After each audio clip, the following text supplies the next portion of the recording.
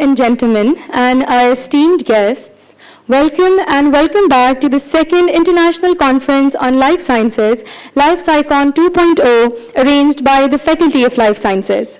Thank you so much for taking out the time today to join us. I am 🮬 𝗟𝗏 and I'll be your moderator for today's event.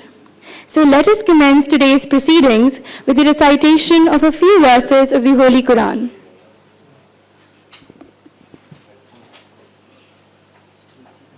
أعوذ بالله من الشيطان الرجيم بسم الله الرحمن الرحيم الحمد لله رب العالمين الرحمن الرحيم مالك يوم الدين إياك نعبد وإياك نستعين اهدنا الصراط المستقيم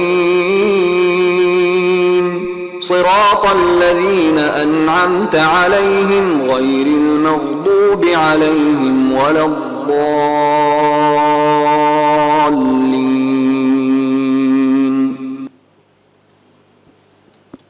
Jazakallah. Now I kindly ask our guests and all the attendees to please rise for the national anthem and sing it with full zeal and zest.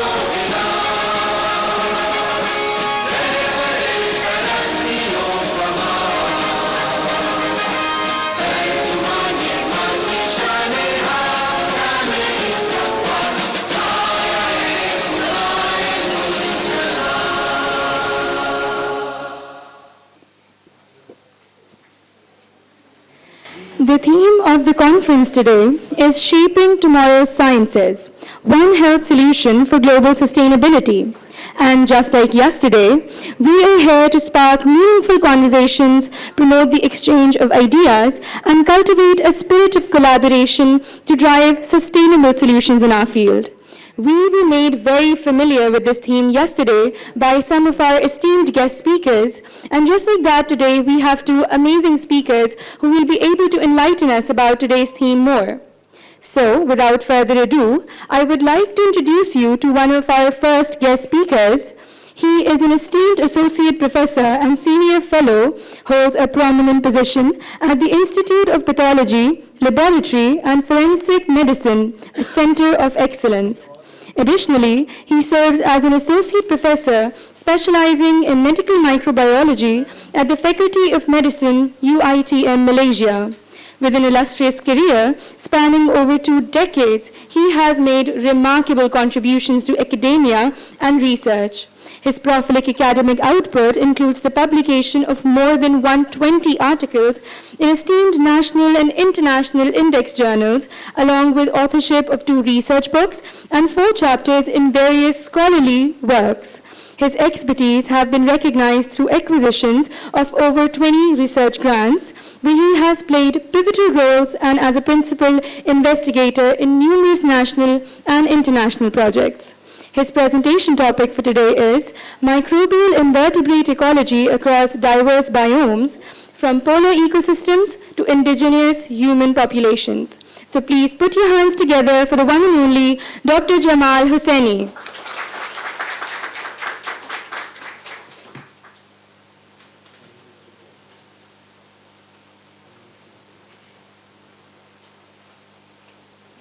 Assalamu alaikum. Just check, can you hear me? Am I audible? Yes, sir, you are audible.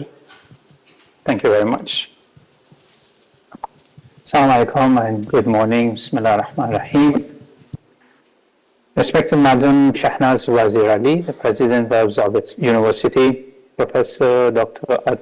𝗟𝗏𝗪 𝗧𝗵𝗲, Vice President of Academics, Professor Dr. 𝗪𝗓𝗓 𝗂𝗓, Dean of Faculty of Life Sciences, Professor Dr. 𝗟𝗏𝗪𝗲𝗀 𝗂𝗓, Head of Department, Dr. 𝗟𝗏𝗪 Ejaz, Program Manager, dear students of the Bioscience and Biotechnology and the participants, Assalamu alaikum and good morning. First and foremost, I would like to thank this conference, the International Conference on Life Sciences, the committee, especially Dr. Neha Farid and the Prof. Dr. 𝗟𝗏𝗪𝗲𝗀 for the kind invitation to speak at this juncture. It's indeed my pleasure to give a talk on this platform, and I would like to thank the Madam, the chairperson for the kind introduction. But however, before I get into my talk, I would like to introduce and give a brief talk and introduction to my faculty and showcase a bit about our background in the faculty in the UITM. I come from a university we call UITM Faculty of Medicine. This is held in Malaysia, Kuala Lumpur, where we have a humble start, beginning from 2002 and all the way till now. We have several faculties and centers across Malaysia, with this center being our main campus in Sungai Buloh, 2 centers for trainings in Teluk Intan and Selayang, and a newly manned hospital in Sultan Abdullah Hospital. We have several linkages with the hospitals across Malaysia, from the government and the private facilities for our students' training and centers. Over 306 faculty members under the clinical departments and more than 60 non-clinical and preclinical departments faculty staff members.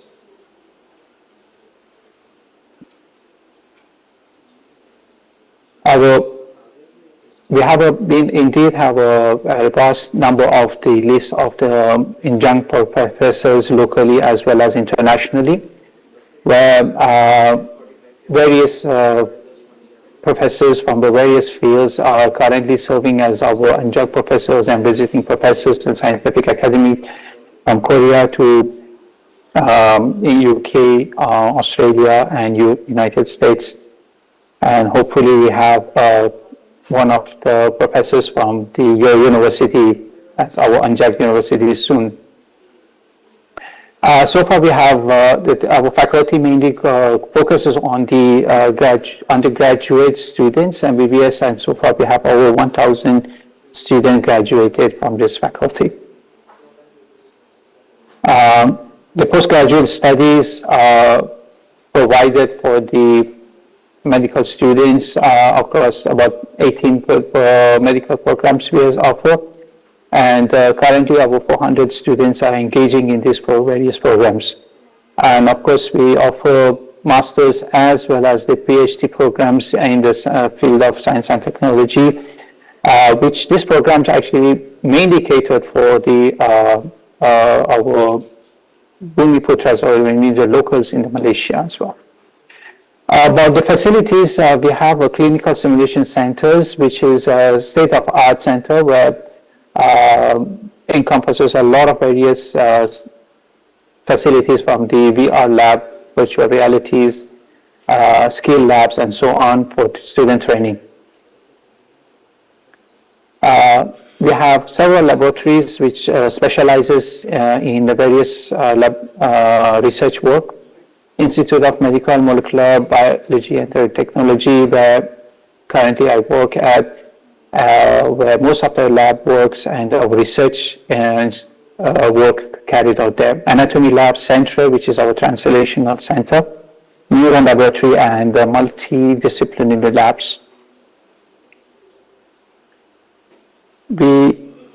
Over the years, we have been able to conduct both physically as well as virtually virtual talks for our students and staff members. We actively engage distinguished speakers from across the world, from Japan, Korea, USA. Even we have speakers coming from the US and UK, Australia, Italy. We engage continuously. We engage them in our development and research collaborations. As I mentioned, we hope to see this collaboration extend to various universities. Maybe from next round, we can have some speakers from the university and this talk, give talks to our students as well. One of the major highlights of the recent advances I would like to mention here is our research with Spain on the black soldier fly, use of the black soldier flies in the landfills for the decomposition, which is recently has our entomologist department and scientists have managed to secure this with the government of the Spain for speeding up the decomposition and tackling the global warming. We have over 22 countries MOA and MOU with and collaborations across the world.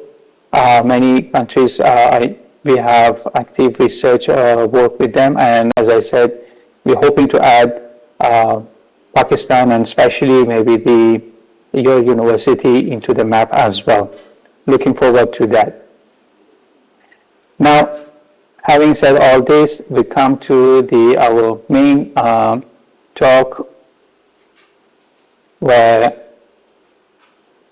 titled Microbial and Invertebrate Ecology Across Diverse Biomes, from Polar Ecosystem to Indigenous Human Population. This is what I call it as from Antarctic microbiome to Malaysia's indigenous ecosystem.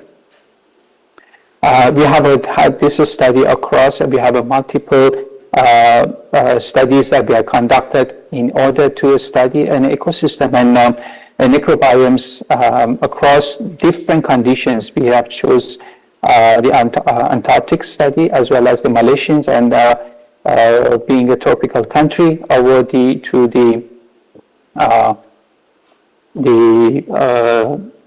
studying the indigenous population in Malaysia.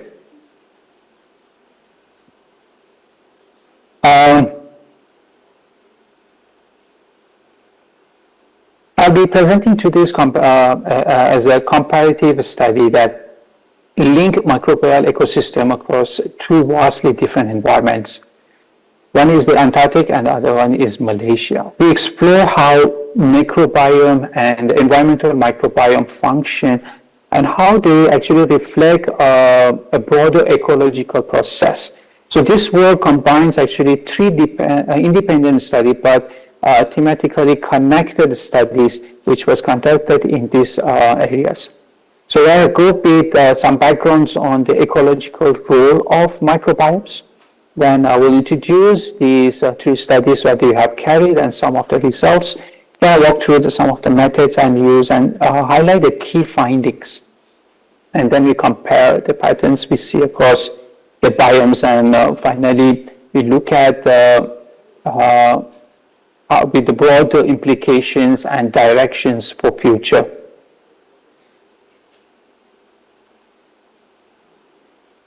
Now, on an overview of the work that I would like to show you, that we looked into when we studied our work in the Antarctic, we were looking at the carrion decomposition.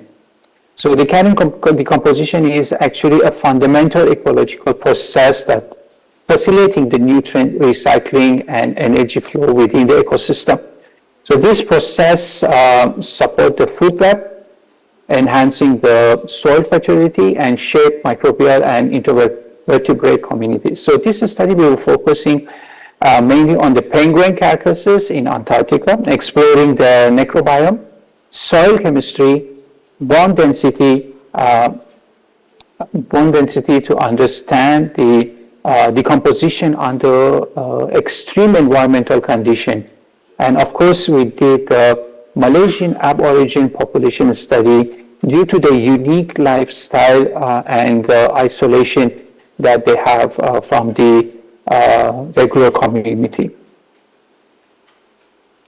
Now, when we look into the necrobiome, why we chose this study was that because when we look at the necrobiome, because the microbiome that we have based generally that include both the prokaryotes and the eukaryotes and organisms involved in the carrion breakdowns. So we included two major microbial groups. One was tenant microbiomes and the epinecrotic community. That means the internal microbes and external skin-associated microbes. So we look at the decomposer invertebrates, flies, beetles, nematodes, and microbial activity that converts complex tissues into nutrient influencing soil composition. So from there we look into the soil chemistry and the nutrient cycling. So caryons actually enhance soil fertility by introducing nitrogen, phosphorus, and organic carbon. So changes in soil moisture, pH, ammonium, and nitrate levels are detectable at different decomposition stages. So these nutrient pulses create hotspot of the biological activity. We call it as known as the grave soil. So the study emphasizes the need to document this effect in Antarctic, where such data are lacking. And we also look into the bone density and structural changes. So this was a multi-team effort, and we had a specialized team people who were looking into this, and we have a department of the forensic radiologists, and we're looking into that, the bone density and the structure changes. So we did what bone decomposition. We know that the bone decomposition altering the organic, that is the collagen, and inorganic components such as the calciums, the hydroxyapatites, and so on. We were studying the bone, penguin bone density. So here we were looking at penguin bone densities. Here we offers insight into the adaptation of the polar environment and the impact of the microbial activity during the decomposition. So this one, understanding this relationship helps to infer past animal ecology and as well as the forensic condition. Why Antarctic as a research environment? Of course, since Antarctic offers a pristine, isolated and extreme ecosystem, ideal for studying decomposition with minimal human interference. The cold and the dry climate makes it comparable to the Martian environment. And since we're talking about the space travels and all that, so we can look at those before even we embark on those journeys, which has an implication for astrobiology and space farming. So mainly when we embark on this study, we had the objectives in mind to characterize the microbiome community across decomposition stages. And we also wanted to look into and compare the soil chemistry beneath, around, and away from the carcass. We also measure the bone density of the penguin carcasses over time. And finally, we want to correlate the structure, soil chemistry with the penguin species, decomposition stages, and the location of the study. So what is the significance of this work scientifically, and the social relevance is that in We thought this would help in the conservation, enhancing understanding of a nutrition cycle in the vulnerable polar ecosystem. Climate research helps us in predicting carbon, nutrient flux, greenhouse gas dynamic, space exploration, as well as the forensic science. Now, why microbiome matters? Microorganisms are essential for sustaining ecosystem. They drive the decomposition, facilitate the nutrient recycling, help maintain ecological balance.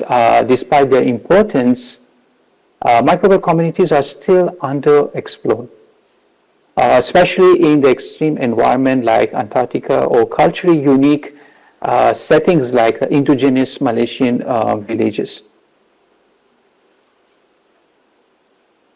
Now, let's have a look at these studies as a glance. So this presentation brings mainly three different types of studies together. So these main studies were conducted in Antarctica, focusing on the penguin carcass decomposition and associated necrobiome community. The third study was conducted in Malaysia, examined environmental microbiome, particularly the soil and the water. In the Malaysian, orang asli is the term that we use for the aborigines in Malaysia. So orang being person, asli means origin, so or aborigines of Malaysian.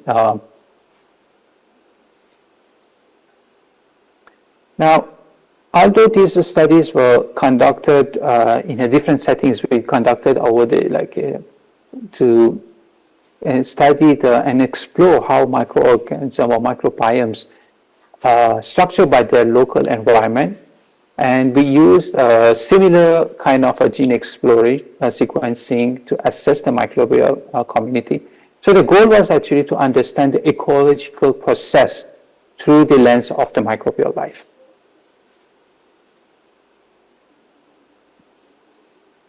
Now, decomposition as a nutrient pulse in Antarctica. So when we look into Antarctica, in the Antarctic studies, we treated penguin carcasses as a nutrient pulse. Which was localized and a temporary boost in resources. Carrions actually act as a very rich substrate for microbes and invertebrates. This sets up an opportunity to examine how the microbial community responds to a sudden resource influx. As you know, Antarctica is a space where very lack of resources, and it's purely because of the harsh condition. The microbiome and it's very different and very less compared to the other areas, because of the lack of resources in that areas. So, and where there is a carcass of the penguin, mainly because of the population, we look at into penguins because of the ease of access, and that was the area where we could access at that moment. Now, we chose the study location in Antarctica. We were in collaboration with the Korean station called King Sejong Station, where we wanted to know the microbiome community. So here we look into the bacteria, fungus, invertebrates, the change of decompositions, stages, species of penguin we look into, and the sampling location. So this was the first such studies actually was happening in Antarctica. This study actually we conducted just before pandemic hit, and we managed to be stationed there for about 2 to 3 weeks, including the travel in the to and fro to the Antarctica.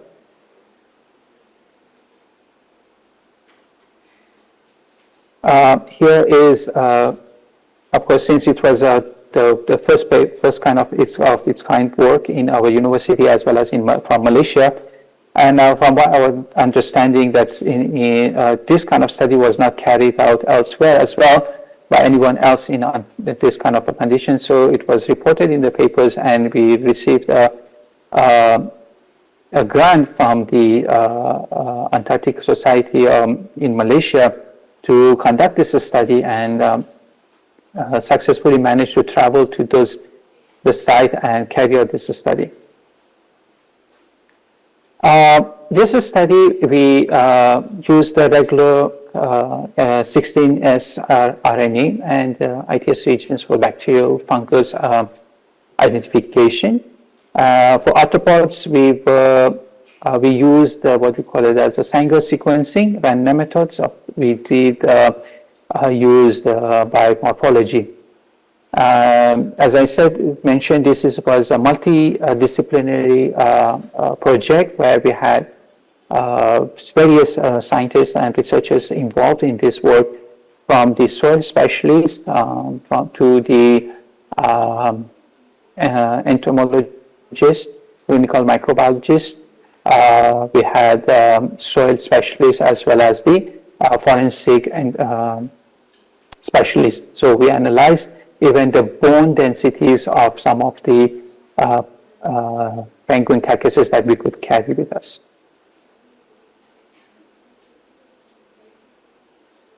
Here are some of the parameters that we checked and we studied for the soil. We looked into the various components like moisture, porosity, phosphates, and nitrates, and so on. There's several aspects of the thing. The soil parameters we look into, nitrogen as well as sulfur. And this diagram you can see here, we look into on the left side, it shows that the heap tree of the bacteria as well as the fungus, the bottom one. So this heap tree showing the taxonomy hierarchy from the phyla level, from the soil collected from the penguin carrion in Antarctica. The size and color of the nodes here and edge representing the taxa abundance across all investigated samples. On the histogram, you can see of the 5 topmost abundant bacteria and fungi species within the groups that we have seen. So, and if you look at the x-axis, that represents the sample group. Meanwhile, the y-axis, we're looking at the relative abundance. Clostridium estricum, when Mayarkia fragida was the group's most abundant amongst the bacteria and fungi, respectively. Let me elaborate a little bit on those findings, what we had found there during the expedition. The bacterial and communities that we looked at, the most abundant phylum that we found that was the Probacterias, which was a dominated group, and Cyanobacterias was the second most common species of bacterium, the phylum that we could find there. Top bacteria genera was the Trichodermas, the most abundant, and the Psychobacterias and the Pleuromonas and Acinetobacter and Clostridium bacterium. These are the top bacteria genera found. Dominant bacteria species was Clostridium estricum, as I've already mentioned earlier, and followed by some other bacteria that we have highlighted of this. We couldn't manage to sequence all the samples, but we did identify those bacteria using the sequencing. The fungal communities, the main fungal phyla was Psychomycota and Basidiomycotas. These were the present in all the samples, in fact. And the dominant fungal genus we found was Mayarkia, and followed by the Braciola, with the fungus species being the most abundant in Mayarkia fragida. So the diversity and statistical analysis that we performed, we found the alpha diversity No significant actually difference was in the bacteria or fungus was seen about the diversity. The community composition we found again showed no significant clustering or group-based difference in the bacterial or fungal community structures. So what does all this means? Microbial composition is consistent across penguin species, the composition stage, and the soil location. And Proteobacterium and Clostridium difficile are the central to the bacterial communities, while the Maracchia fragida dominate in the fungal communities. There was no significant variation we saw in the diversity of structure, indicating that the Antarctica's extreme environment likely stabilized the microbial community composition across different carrion contexts. So the key finding was, well, say surprisingly, or maybe not so surprisingly, microbial diversity was low overall. So there's no significant change in the soil chemistry across the decomposition stages, but however, what we found was the microbiome composition varied with the penguin species and the specific location of the sample, because I will tell you about the sampling a bit later. We collected some under versus around the carcasses. Now, looking into this is a slide I want to show you about the different type of penguins we were looking at. This here you can see the penguins that we came across, they were predominant in that place, were the chin-strap penguins. These penguins is characterized by the plumage on the top of the head and the white base. And the other penguins we came across were the Gen 2 penguins. These were a bit larger penguins, much more aggressive, I must say. And they had a straight, bright orange red bill with patches above the eyes. And these are the carcasses that we found. I must say that we did not interfere with anything going on there. We just observed whatever was there. So we look for any fresh carcasses or decomposed one at the different various stages. And we just studied those, whatever was available. We did not set any animal to die, or we didn't kill any penguins in this process. So all those that's naturally occurring decomposition, and we look at that. And this, in fact, I don't have the picture. There was one which scavenged right in front of the team. That a bird just killed one of the penguins right there. So we took the different stages at different places. Some of the moist places, the soil, if you may look at this, and dry lands as well.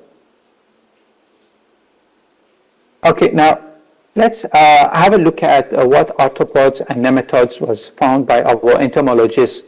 So in the second part of this study, which is our colleague, Professor Dr. Hyo-Chong Chin, our forensic entomologist, who was present at the Antarctica station never carried out this experiment, quantified the arthropods and nematodes. Both groups were actually more abundant beneath the carcass, underneath the carcass, and a bit around them.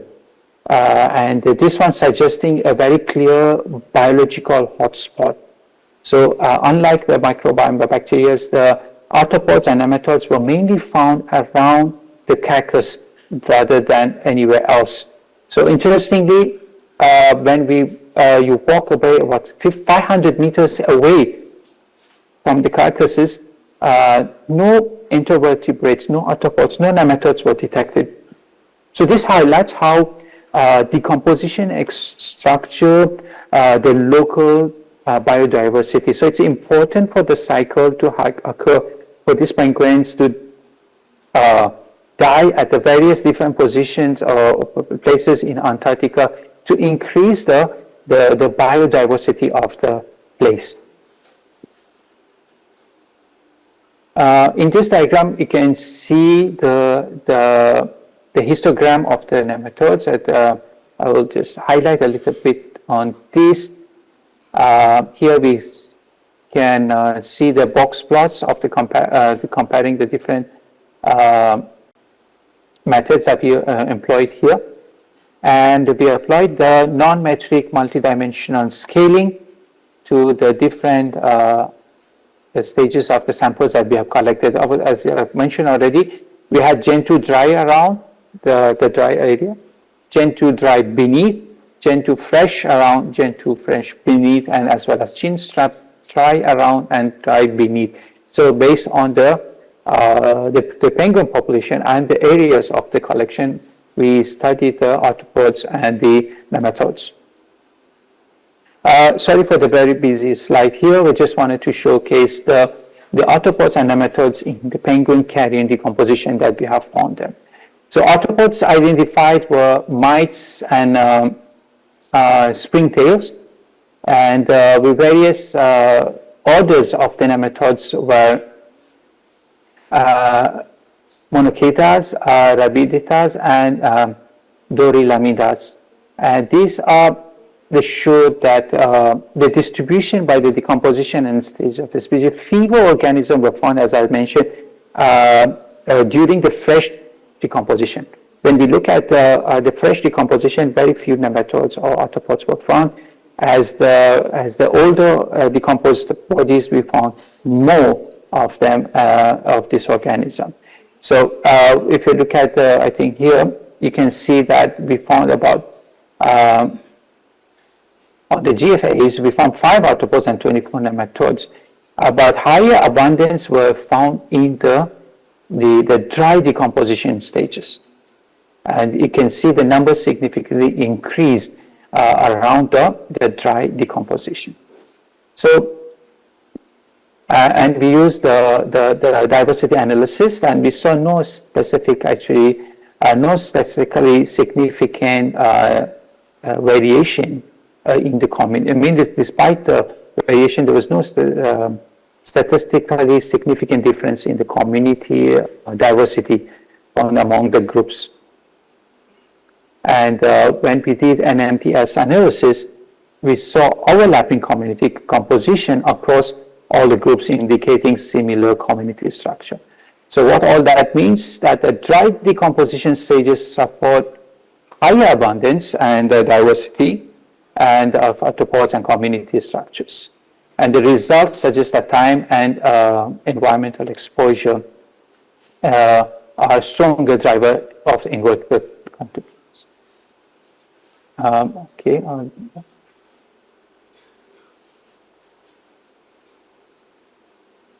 All right, I've been asked to wind up in 5 minutes. All right, okay, let me just quickly go through what the samples, how we did the samplings. Here you can see that samplings were done, as I said, around, beneath, and away from the soil. The around was about 5 meters beneath and 500 meters away from the soil. Okay. And quickly, let me touch on the Orang Asli site study that we carried on. This location was, Orang Asli means the Aborigine studies that we carried. These are inhabited by the Aborigines. We had 3 different communities, some which urbanized and some away from the community. Where you can see that we had to reach to them by traveling away from the cities and catch a boat, which was like, shallow waters, and we had to take the narrow boats to reach to these communities. So that's made them very special for us to examine and study this this community. So we collected soil, water, and then we quantified them, and we studied, these are some of the sites of the urbanized places where they, for some reason, they like to collect the garbage, and these are the houses they use. They live in very unique, and even though some of them are untouched, as you can see here, with the lifestyle, and some have been urbanized but still maintain their lifestyle. Okay, I think I will just quickly summarize this to, okay, to the interest of the time. So what we did is allow me to jump into the conclusion part. So let me. So what happened is the first, when we investigated this cadmium decomposition under Arctic conditions, we found no significant difference in the necrobiome communities of the penguins, and soil chemistry was varied between the control and the cactus associated soils, and from the bone density studies we found no significant changes between the fresh and the dry decomposition, as mentioned. The harsh Arctic environment actually characterizes by the extreme cold, dryness, and limited microbial diversity, shows both the carrions and bone decomposition. So this findings was enhances our understanding of the nutrient cycle and the bone decomposition in the polar ecosystem. Okay, so however, the limitations, we had a lot of limitations because uneven sample size, short field duration, and limited sampling area. The broader and longer studies are needed to fulfill this study. So, but however, this study may be preliminary data, but still opens up an opportunity in the field like ecology, microbiology, forensic sciences, and soil and anthropology. So these the vast studies between these two different environments has opened up a new area for us to look into, and the diversities and a better understanding of the microbiomes as well as the environment, and how to boost, and of course that helps us in the future in how to develop a better ecosystem for ourselves and the communities around. Okay, I think with that maybe I will stop here. I would like to just acknowledge the grants that we received for this work from the Sultan Mizan Antarctic Research Foundation, as well as the grant HICOE for providing this opportunity for us to carry out this research, as well as the UITM and Faculty of Medicine for their support to carry this. And I'm very grateful and thankful for this conference and for allowing me to share with you the journey that we have gone through with some of the studies, the data with you here. With that, thank you so much for your time and your attention. If there's any question, if I may, I'll receive, or you can later on reach out to me. I will try to answer. I'm hopeful and grateful that we can reach out to you guys and have a better collaboration in future. Thank you so much. Thank you so much, sir. That was a very informative presentation for all present here, and we are very deeply appreciative of your work and your contributions to the field. The floor is now open to any questions for Dr. Jamal Hussaini. Whoever has a question, we'll get a note to you. Please write it down so we can communicate it with him well. If anybody has a question, please raise your hand.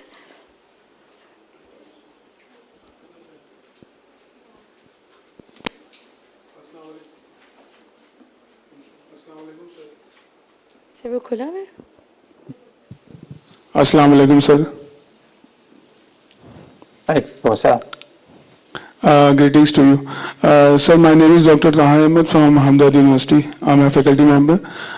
Sir, my question to you is that Can you please elaborate or shed some light on correlation between biodiversity and environmental sustainability in terms of your in-depth study and also in context of the amount of pollution that we have in our environment? So, significance of all this. Biodiversity. Thank you. And, yeah, thank you very much for the question. Yes, that's the main reason, actually, the whole idea of that we have studied, embarked on this study. We believe that, of course, the pollution can change the environment, and I couldn't share my studies from the 𝗟𝗏𝗧𝗍𝗍 part because it's too much of things going there. We did two diverse areas when we look into. One was the Antarctica, where there is no pollution, there's no human interference, and yet there is very little, there's not much of a difference into the microbiome and the soil, what you call it as the nutritions. But where there is life, there is a cycle, so there is the thing will thrive by itself.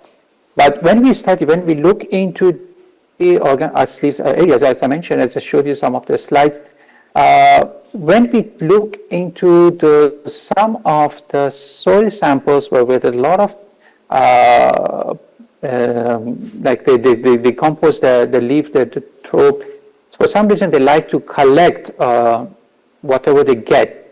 And there was, and they were handling. So when we look at those samples, so, and you know, Malaysia is a place where very rich in biodiversity, and some of those areas had no significant nutritional value.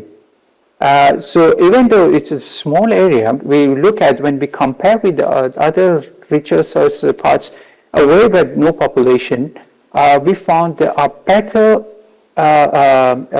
Just simply put it, nutritional value compared to those areas where there's human interaction and all this pollution is happening.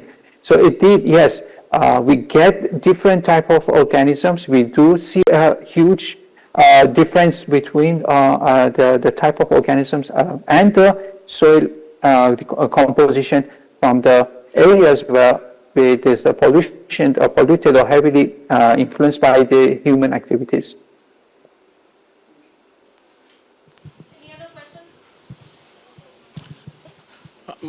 I have one question.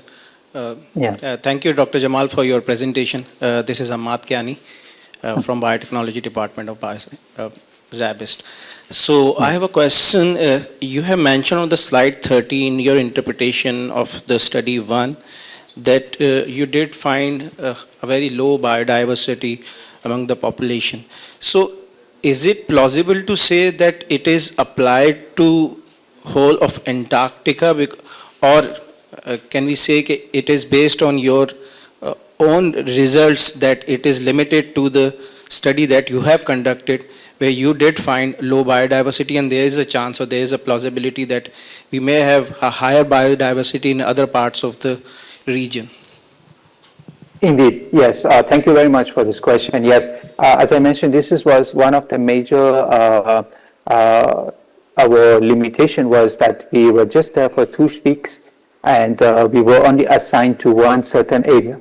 And as you know, this movement is very restricted in Antarctica, and you only can allow to go out on certain times. You're allowed to only be stationed on where you are. So this study, as I showed in earlier slide, only was limited to the certain area. So this limitation that this biodiversity that we talk about, the limited is mainly to that area that we look into. Again, we have to look further, and longer studies are needed, and only one season that we look into this. During the season, which was considered mainly as summer, the temperature is much different from the other times of the year. And indeed, so this is to only our study limited to the area that we looked, and it was a very small area that we were allowed to explore. and the samples we can take our samples from there. So I do agree with you that this is just limited to the area. Thank you.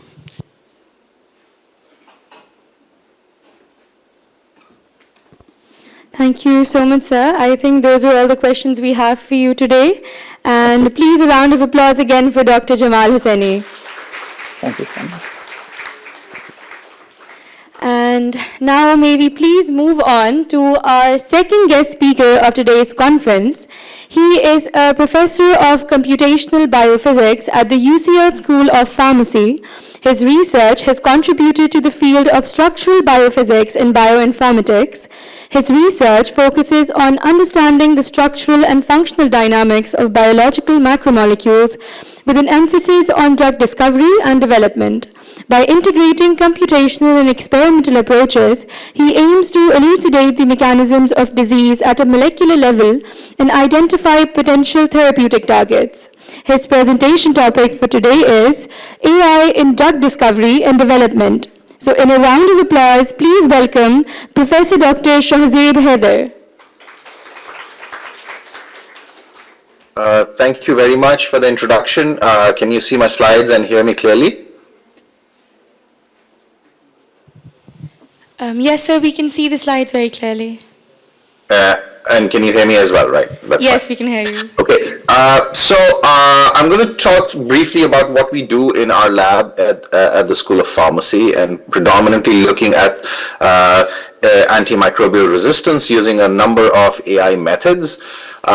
As we all know, and it's a big problem around the world, that antimicrobial resistance is ever increasing. And if you look at any reports by the WHO or read any Lancet or any other microbiology journal, you'll see that the annual antibiotic resistance deaths are going to be, predominantly the most important factor, and they are going to overtake cancer by 2050.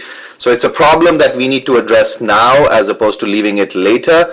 And this is more of a problem in the developing world as opposed to the developed world. But the problem is more exacerbated by the fact that people are traveling more, and we saw during the COVID that it starts somewhere else, but it spreads around the world very quickly. With antimicrobial resistance, it's very much hidden, but the problem is faced by almost everyone. I'd like to take you back to December 11, 1945, when Alexander Fleming got up and gave his Nobel Prize-winning speech for the discovery of penicillin, and he said something very, very important. And this speech is on the Nobel website. You can download and read this, and this is very interesting, where it says that, look, a time may come when penicillin can be bought by anyone in the shops, and we do that every day. I mean, we go into the shop and we say, oh, can you give me an antibiotic, and they'll give it to you. Then he says is that there is a danger that the ignorant man may easily underdose himself, and by exposing his microbes to non-lethal quantities of the drug, making them resistant. And this is 1945, and we are in 2025 now, and this holds very true for 80 odd years that has passed since. So he goes on to give a very nice example of how this can happen, and it's it's a paper worth reading, and it's a very nice read to do that. So what makes these antibiotics so spectacularly different from drugs? So if you take any drug, just any drug that you're taking for any condition, you give it to a patient, you either cure the clinical effect or you develop toxicity, and the effect of the drug will stop there. That's about it. Antibiotics behave exactly in the similar manner. You will have a clinical effect, it can stop there. You might develop toxicity, but there's one more factor that happens, which means that it can also affect the microbe. It can eradicate the microbe, or the microbe can develop resistance against this antibiotic, leading to treatment failure or resistance. It can colonize the patient, or it can go back into the environment, transmit to other patients, and come back into the system again, causing much more greater resistance. And this is exactly what happens. So the effect of the antibiotic does not stop if the microbe becomes resistant. Now, there are a number of ways how resistance can come about. So there are loads and loads of ways in which the microbe has evolved itself. So for example, you have a number of mechanisms where cell wall synthesis is blocked. You have DNA gyrase, you have RNA elongation, you have protein synthesis, and so on and so forth. So there are a number of antibacterial agents that are available that have been naturally synthesized and then naturally synthesized by the microbes themselves, and there are some synthetically available. But what is very important is that there has been no new classes of antibiotics discovered for the past 30 years. And that is what makes it very, very crucial that the last big antibiotic that we identified was over 30 years. Now we do get combinations and new therapies being approved by the FDA, but you have to keep in mind nothing new is being discovered. So it is really, really important.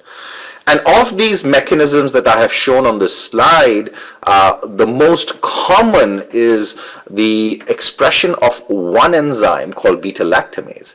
And this beta-lactamase is a very, very small enzyme. It's about 300 amino acids. And what it does is that it hydrolyzes these antibiotics. And when it hydrolyzes it, it renders them useless, which means that you have an antibiotic and this enzyme is actually destroying that antibiotic, so your antibiotics are not working. One of the things that you need to keep in mind is that this enzyme is one of the fastest enzymes that we know of. So along with carbonic anhydrase and others, it is the fastest. When I say fast, it means that the kcat approaches the diffusion limit. So you titrate in your substrate and it hydrolyzes it immediately. So clearly, this enzyme is doing something that is extremely fast. So how do we actually go about studying such enzymes that do not change conformation and are super fast enzymes? What I also want you to focus on is the simple reaction, two-step reaction that this enzyme catalyzes. So you have the substrate, which I've shown here in the top of the screen on the left in the first figure, where the antibiotic comes in, it interacts with the serine residue, the catalytic serine. There is a base residue, and it forms an acylation intermediate in step 2. Then it begins to hydrolyze the beta-lactam ring and forms an acyl enzyme adduct. And after that, the second step's reaction takes place, which is shown here on the bottom of the slide, where the deacylation intermediate starts. And then the enzyme, the antibiotic is broken open and it's useless, whereas the enzyme has regenerated itself again in order for it to hydrolyze another antibiotic. So this is the mechanism, and the way people are trying to, or research groups are trying to design a drug is to simply covalently block this reaction so that it cannot regenerate itself. But so far, what has happened is that the enzyme is so clever that it evolves a mutation allowing the new substrate to not bind or to be hydrolyzed extremely quickly. We talk about hydrolysis, we talk about all sorts of dynamic interactions, and so should be. We should look at everything from a dynamic perspective. So everything inside the cell, inside the body is dynamic, even chemical reactions, how proteins fold, how ligands interact with protein, and supermolecules. I mean, viruses entering our systems, the bacterial infections that are happening, everything is dynamic. So how do we go about studying them? We use computational biophysics to give us a spatial and temporal scales, and this studying all of this process is very important. I mean, if you do a static structure, you will not get a dynamic picture of what is happening, and it's not going to give you correct results. So by moving process, when we study these dynamics, there are two bottlenecks. So first is the force fields, which allow us to describe the accuracy of what we are studying, and the other is a sampling issue. Sampling means that what are the biologically relevant events that we can actually look at using the computational power that we have. Now, force fields and sampling are two different fields, and it's both of them are very, very important. I'm not going to talk about the force fields, but we are going to look at sampling today, and therefore the way we do that is, in traditional methods, you might ask ourselves that, look, in traditional methods, what is wrong in our traditional methods? Well, in traditional methods, you schedule a job and you try to look at visualization, but the problem is that your system is not sampling the conformational landscape, and it is stuck here in one particular minima on the free energy landscape, and it is not actually looking at different states. Now, why do we want to do that? Because events take place at different time scales, which means that if you take a protein or if you take any system, you have a huge number of conformations it can exist in, and some conformations are conducive for chemical reactions, whereas the others are not. Now, if you are in a minima or if you are adopting a conformation which is unable to catalyze a reaction, then that conformation is useless. However, it needs to go from that state into a new state. It has to jump over energetic barriers, and in order for it to jump energetic barriers, it needs to change conformations, and therefore we need to study multiple states at the same time. And it's extremely difficult to do that with the computation power we have. So what we do is we carry out what is called enhanced sampling molecular dynamics. I'm going to give you two very quick examples. One is the machine learning method called Adaptive Bandit, and another one called metadynamics. And Adaptive Bandit, what you do is you take a trade-off between exploration and exploitation. So I'll go a little bit in detail. And in metadynamics, if we know the collective variables, we bias it towards what the reaction coordinates are, and then we use these machine learning methods in order for us to look into biologically relevant systems. But first, let's look at the Adaptive Bandit. So Adaptive Bandit is a very commonly used reinforcement learning method that is used by almost everyone, and the trade-off in this algorithm is between exploration and exploitation. Let me give you an example. What do I mean by exploitation? So let's say you have a nice restaurant which is outside your university, you like the food, and you go there every day. So you are actually exploiting that restaurant because you already know that it is giving you something that is very, very important, and you like that. However, at the same time, there might be other restaurants that might be equally good or even better, which you are not exploring. So maybe you are missing out on something better in that exploration exercise. So you really need to balance yourself out, is that maybe I'm going to explore, maybe I'm going to exploit 2 out of 7 days I'm going to go to the same restaurants, whereas 5 days I'm going to go and look for exploration. And at the end, the idea of the whole algorithm is to maximize your advantages, and this is what the multi-arm bandit problem does. So basically, you've got a number of arms, and you're looking at different probabilities of events using a trial and error method.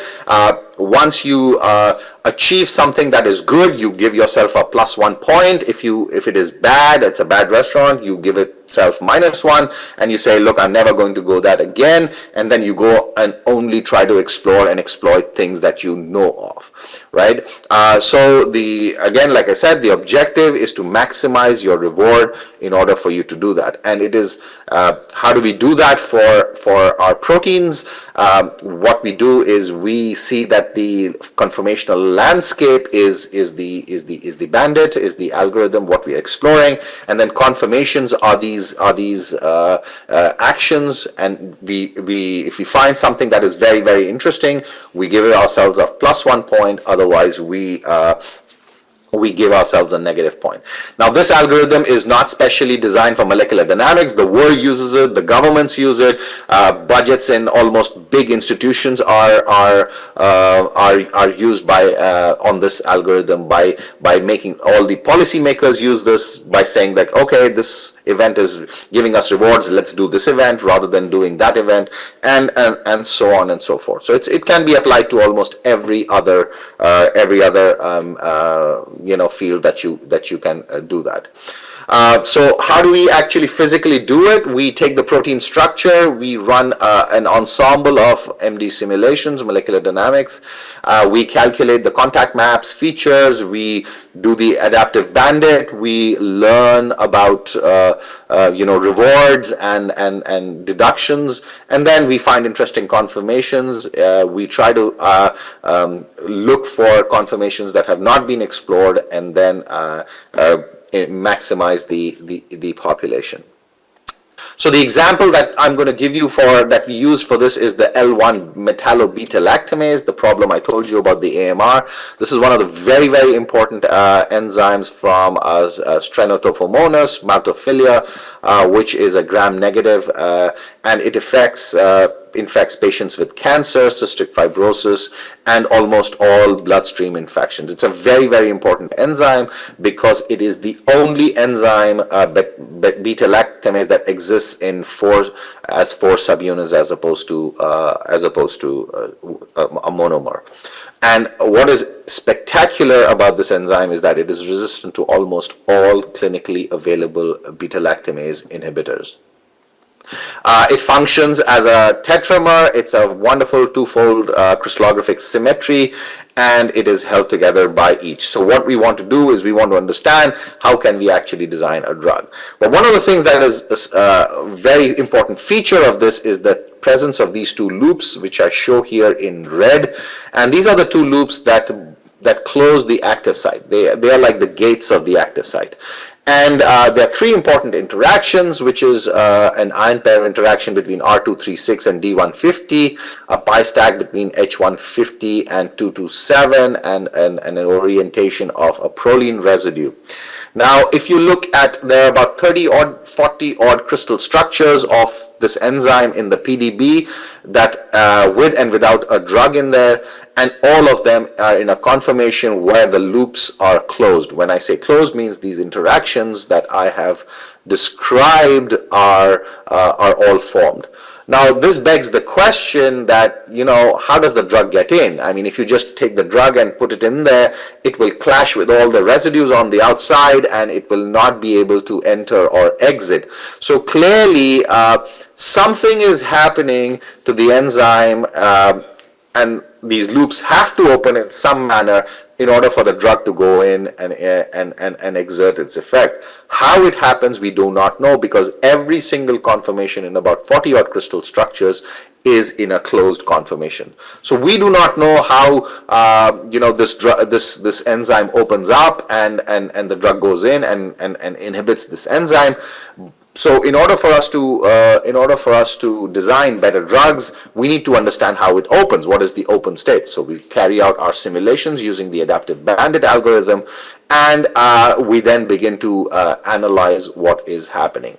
So the ground state, or the most populated state in this enzyme, is the closed conformation, about 80%, and you can take these simulated structure, which I have shown here on the left, and you can superimpose them onto the crystal structures that are present in the PDB, in the experimental structures, and they are less than an angstroms apart, which means they are almost identical. So when you start making these Markov state models, or what you begin to see is you begin to see the intermediate open states, and then you also see the open state of the enzyme where these interactions are completely broken, and you can measure the transition time between one state and the other states in order to give you an idea of what is the mean first passage time. With these exercises, what we were able to do is to identify the open, closed, and the intermediate states. But one of the important things that we were unable to answer is that what is the role of these 4 subunits? I mean, how are these 4 subunits doing? Why are there first 4 subunits? And if these 4 subunits are, are they coordinated? Are they anti-coordinated? What is happening with them? So what we need to do is that, because it's a big enzyme, it's about 1,000 amino acids. So we have about 4,000 amino acids looking at over 4 million snapshots. And we can't do that analysis by hand. So we have to go ahead and do extensive machine learning and use AI. And for that, what we do is we take the high dimensionality of MD simulations and apply machine learning to it to understand and get a low dimension so that we can actually explain what is happening. And the way we do it is using what is called a CVAE, or a convolutional variational autoencoder. It's a very standard hourglass architecture shown here on the top left corner. You give it an input, it learns in the latent space, and then it reconstructs that image. We use a variational autoencoder as opposed to a simple autoencoder, so that we achieve good regularization of data in the latent space, and there is good fitting and not overfitting of data, as we see.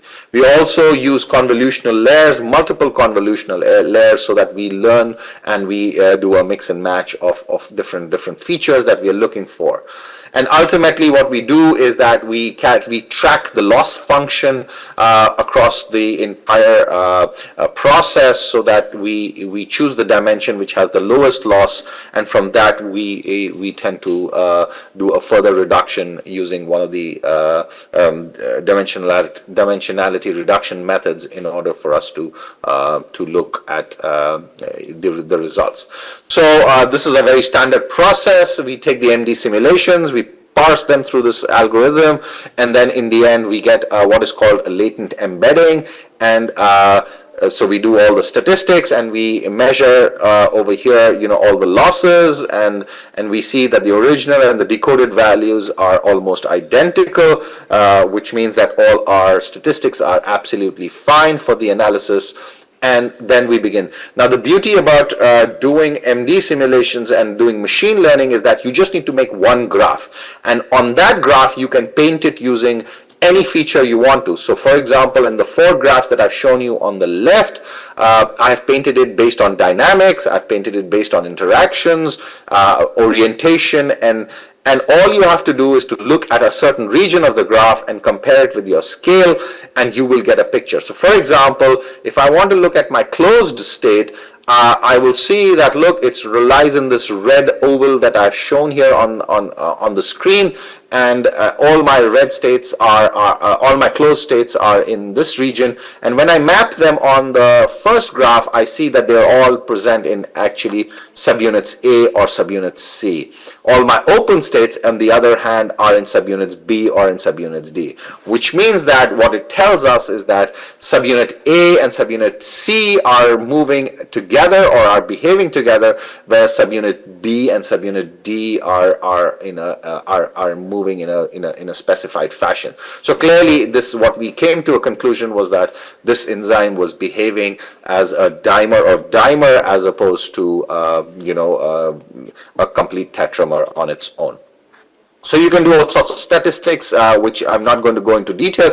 But the beauty about machine learning is that you can extract really complex information and parse it, and gives you a much easier way to recognize these complex information. So this work was published in eLife, and if you want, you can go and have a read there. So quickly, onto the second part of my talk, which I'm going to talk about metadynamics. This is a slightly different method from the first one. It's more biased method. When I say biased, it means that you already know what the features are, what you're trying to study, and then you force your system to explore that configurational space. And in order for us to do that, what we do is that we take and we add a potential to our free energy landscape and free energy estimates, and what it does is that it actually takes your protein shown here in green and dumps it into another minima once it has explored all the minima, and as a result you are able to explore almost all of your of all the free energy landscapes along that particular feature that you are looking at. Now, one of the things that this is a very costly method in terms of computation time, so you can use maximum of 2 or 3 collective variables, ideally 2, and then you can explore.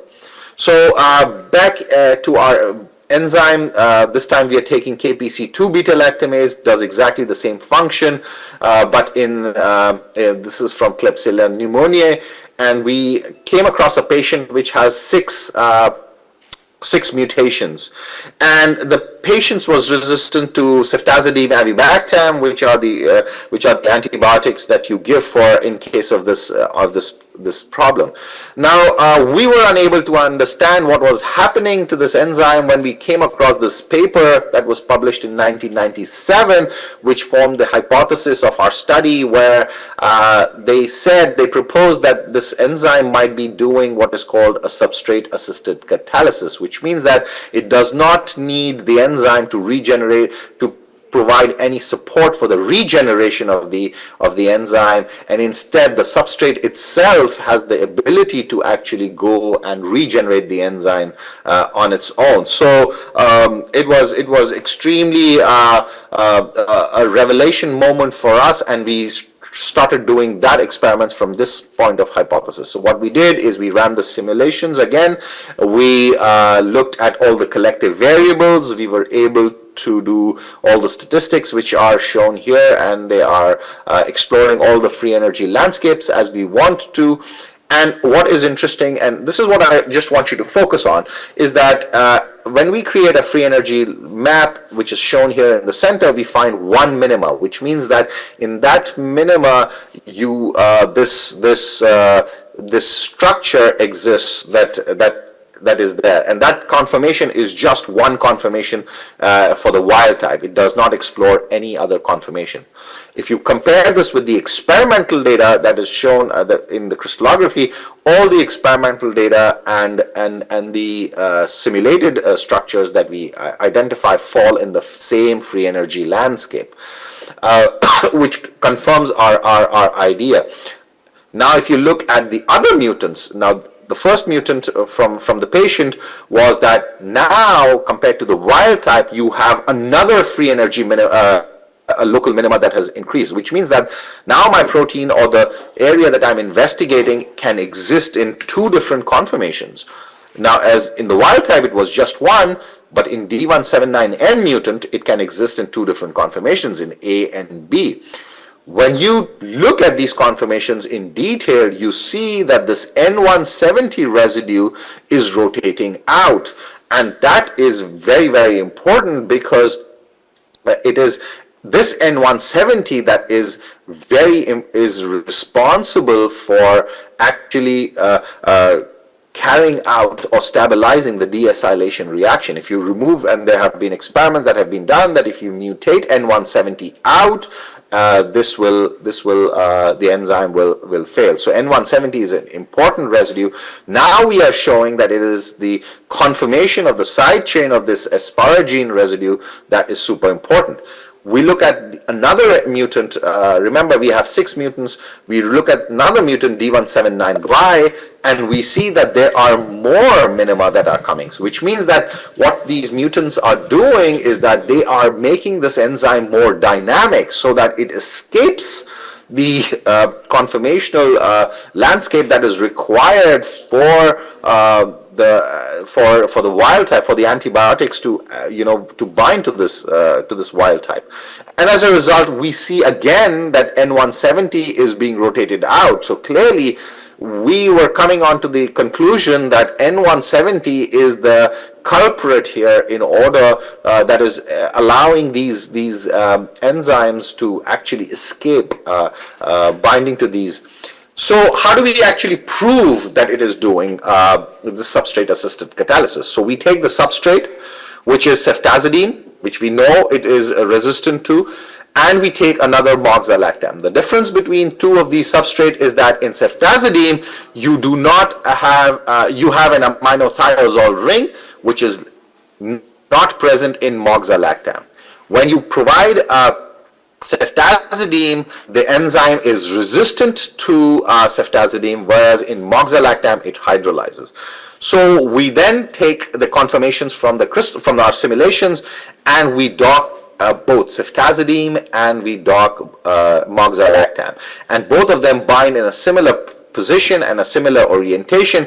And what we observe, and this is very important, what we observe is that the nitrogen in ceftazidime is now in ceftazidime, in the aminothiazole ring, is actually sitting on the nitrogen of the N170. So one atom of nitrogen in the antibiotic is actually replacing the nitrogen of the amino acid, and as a result of one atom, you are able to start this whole reaction of resistance, where the enzyme is able to regenerate itself in order for you to do that. That does not happen in moxalactam. Moxalactam is hydrolyzed in a normal manner, and because it lacks that nitrogen, and for us to do this.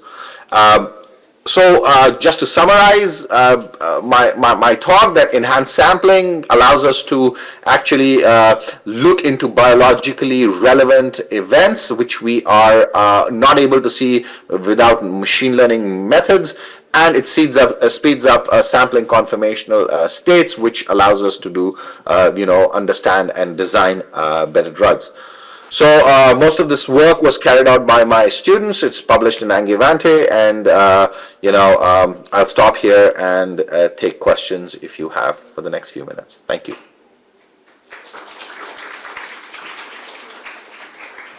Hello. Ji sir. Ji sir.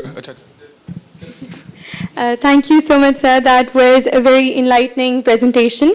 I'm sure everybody here was able to learn something from it. And the floor is open for questions. If anybody wants to ask anything, please go ahead. Sir, thank you so much for the just a wonderful presentation. And I was really getting invited that you are working on such a different systems, and you didn't even let me know. But okay, so I have just the question that is kind of banded simulation systems, like what kind of the searching algorithms and long-range interactions, and especially the time span that we are using, because for the most of the long-range simulations we have to go for the 4 femtoseconds or even like so what about the atomistic time? We are using a 4 femtosecond time step is allowing us to do, but we're not running one trajectory. We are running hundreds of short trajectories, and then we build Markov state models, or we do machine learning. So we are trying to sample as much as we can by using short simulations rather than doing really long single simulations. So that is something that we've been doing. And sir, what about the searching algorithmic mechanisms? Because I just got the paper from the UCL even thesis. They are having some kind of the different searching algorithm they are using. They are using some kind of similar as the Markov state models used. They are ignoring the previous velocities. You are just getting current state and you are ignoring the previous velocity. So that is kind of the, the non-physical or unrealistic, isn't it?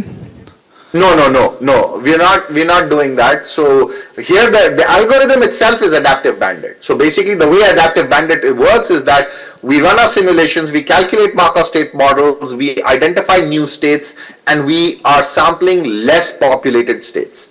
And that is exactly what we are doing. So they are not unphysical, they're not biased in any manner, but we're just exploring more space by identifying a conformation that has not been explored much. And so basically we do clustering. And so the last thing is using any method you want. Yes, and last thing is the long range interactions, like eval, summation, or reaction field methods, or like this. So how we treat the long range interaction in this bandit? So they're all the same. So nothing changes. The molecular dynamics is the same. MD simulation is the same. MD simulation is standard, what you do. So you use PME MD, you use the particle mesh evolve system. All that is very, very standard. So there's absolutely nothing different from what you would do. So it's completely unbiased and completely straightforward. Thank you so much, sir. Thank you. I think we have another question.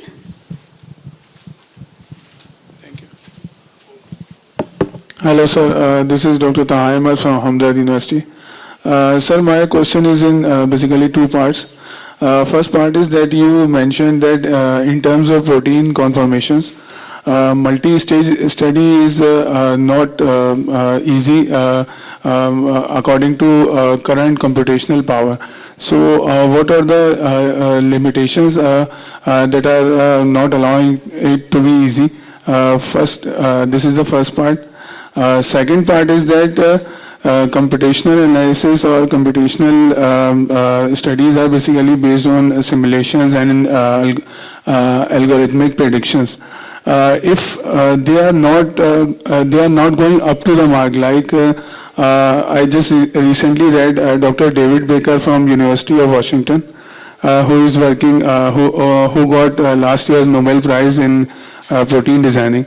So he said that first we make computational models using, we make proteins using AlphaFold 3, and then we make these proteins in lab in real time. So if we are not able to make them in up to the mark or up to our expectations, so what strategies we should take in terms of drug discovery and development? Thank you. See, you have to, no matter what you have to do, these are computational predictions. You have to do experiments in order for you to prove it. Now, if you are unable to do experiments, you need to go into the literature and find experiments that can be explained by your systems. So what we do is that we don't do experiments. I don't do experiments. I have collaborators who do that. But then there are cases where somebody else has done some experiments and we provide a structural explanation for that. So our simulations are theoretical, but if they are able to provide a structural or rationale for experiments, these simulations are exactly correct. So of course there are some simulations where you cannot have an experimental explanation, but that is the something mechanism that you propose, and this is what science is that unless somebody says that, look, this is wrong and here's a new mechanism, you stick with what you have. So you identify a hypothesis, and it should be a rational hypothesis, and then follow that hypothesis towards how you are going to carry out your experiments. And like Professor Baker said, he's absolutely correct that, look, we first do the simulations and then go and test them in the lab. This is exactly what I do as well. I look at the simulations, I carry out my simulations, and then I will ask my collaborator to go and do this in the lab.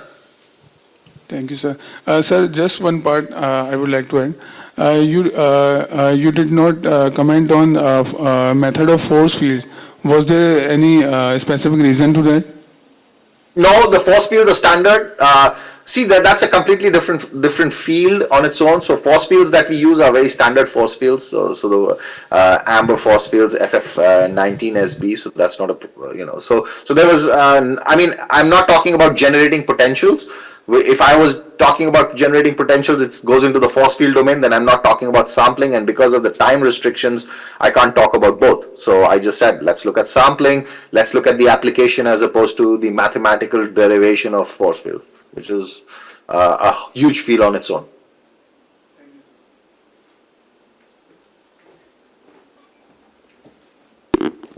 Thank you so much, sir. That was a very good question and answer session. And I think that is all the questions we have for you today. Please, another round of applause for Dr. 𝗧𝗵𝗲𝗍𝗍𝗍𝗍𝗍. Thank you. Now we'll be moving on to the most awaited part of the conference, which is the presentation modules. And please allow me to introduce today's moderators. We have with us Dr. 𝗟𝗶𝗳𝗏, Associate Professor Al-Khan University Hospital, and Dr. Amrina Khatoon, Associate Professor Ziauddin University, here with us today. Please welcome them in a huge round of applause.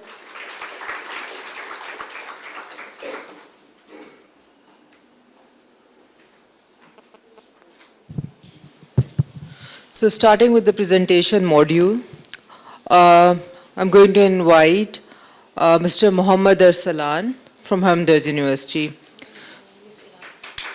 Oh, I'm sorry, not, sorry. Sorry. Yeah, so that's an online, first one is an online presentation for which is by Miss Iram, and it's University of Kent, Islamabad. So one thing that I want to say is this, that this presentations, these are for 10 minutes. We are going to give you heads up when just 2 minutes will be left. And then after that, please quickly wind up your presentation, right? So, Ms. Iram.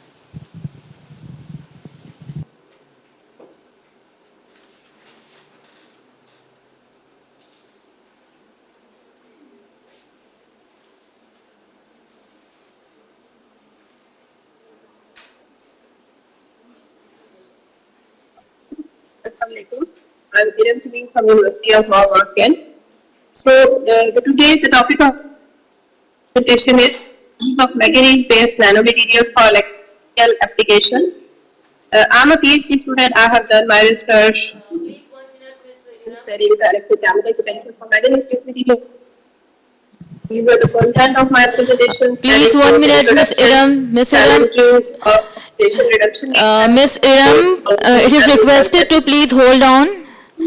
You are, Miss Iram, please share your slide first. From leadership to renewable and energy conservation methods, the electrochemical potential and electrocatalytic devices including supercapacitors, lithium-ion batteries, solar cells, and fuel cells. These are playing a pivotal role in the transition of these materials. Apart from that, many rechargeable batteries like lithium-ion batteries that show the catalytic ability not only for the energy sector but also for the fuel cells like sodium hydroxide, alkaline electrolyte in order to facilitate the electrochemical reaction that converts the hydrogen and oxygen into electricity and water. If these are the electrocatalytic oxidation of hydrogen takes place at a node, while the reduction takes place at the core, sodium hydroxides they move towards the electrolytes and transfer the externals,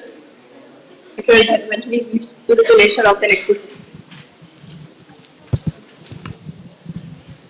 The use of an alkaline medium for fuel cell is Miss Iram Jamil. fuel cell components and minimizing the degradation, leaching of the components. So the major question is why we are paying so much importance on oxidation reduction rate. Actually, the cathode electrodes that play a pivotal and crucial role within the fuel cell, which is considered a challenge in electrochemistry as well as electrocatalysis. Considering other necessary factors that also depend upon the primarily on the catalytic ability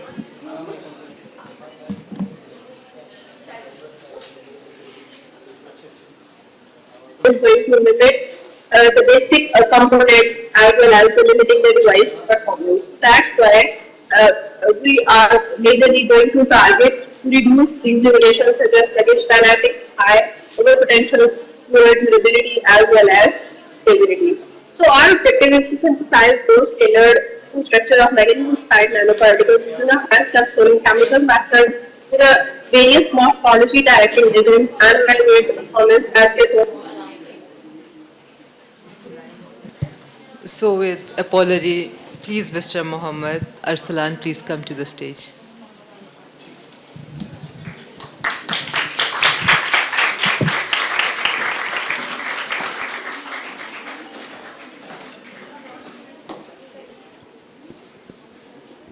Assalamu alaikum. I hope you all are doing well.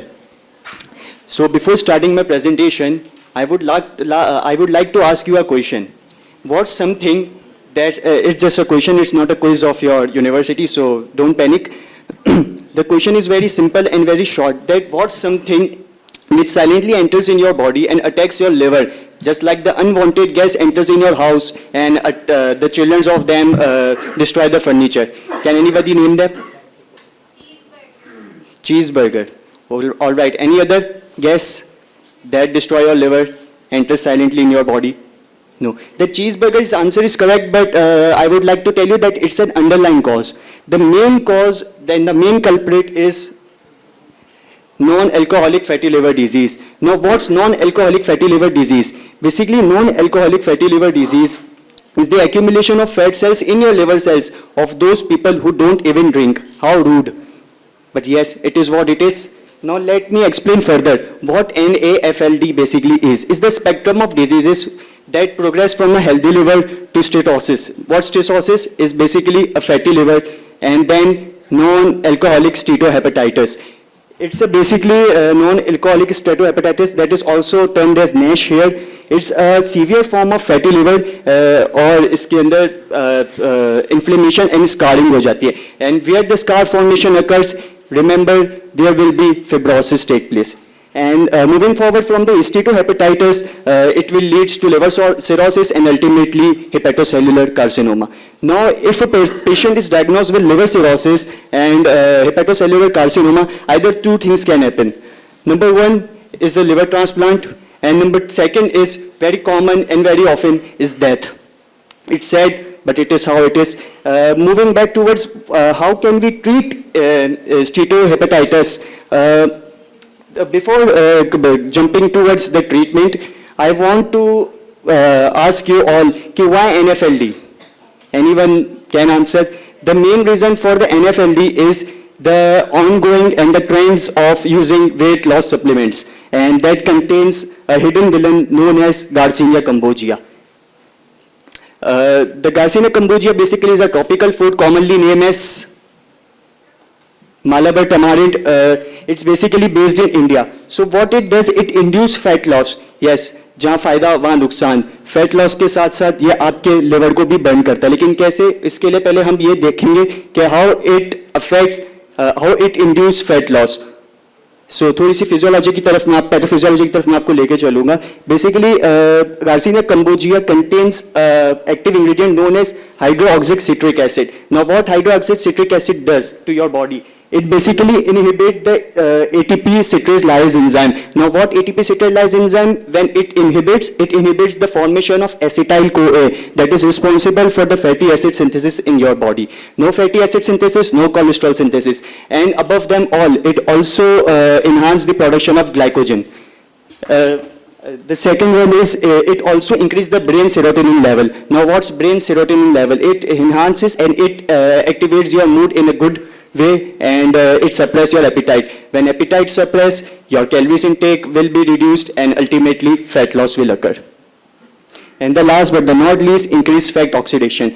Basically, when acetyl-CoA decrease, it also decreases the malonyl-CoA enzyme. Malonyl-CoA enzyme, when decrease, it makes fats to travel more through the membranes of the mitochondria and enter into it. That leads to the oxidation of fat cells. And this is how fat oxidation occur. अब ये सारी चीज़ें तो reduce ही कर रही हैं fat. तो आपके दिमाग में एक सवाल आएगा कि जब सब reduce ही कर रहा है तो how it's causing fatty liver.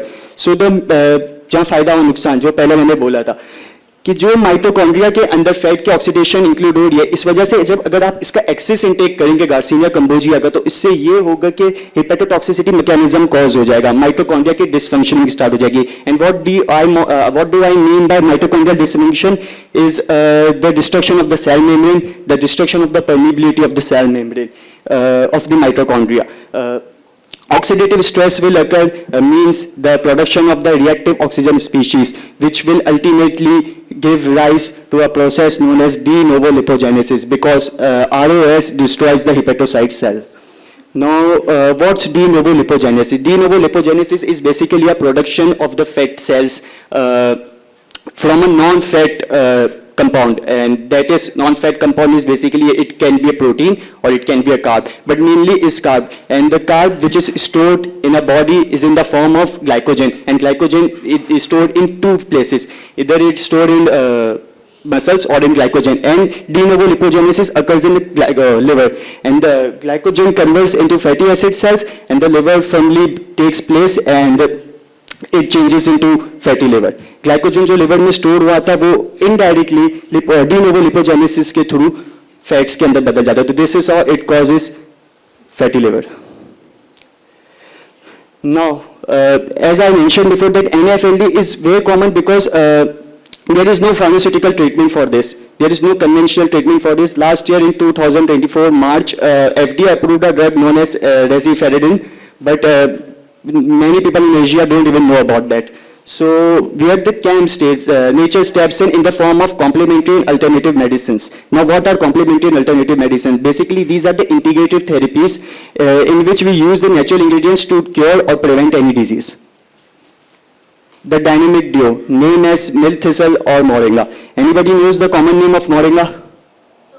Suhanjana, yes, it's very common in Balochistan, and it's rich in quercetin. Basically, quercetin possesses the properties of anti-inflammatory and antioxidant. Now moving towards the another herb, which is known as milk thistle and also called Psilybum marianum. So anybody knows the common name for milk thistle? Oud katara. It's basically oud katara, and they are present in numerous forms in Balochistan in Pakistan. So I'm from Umdurman University, and from there Gaddav is near, Balochistan is near, so our teachers help us to source them. So how these two can help to prevent the pathophysiology, to prevent the NFLD?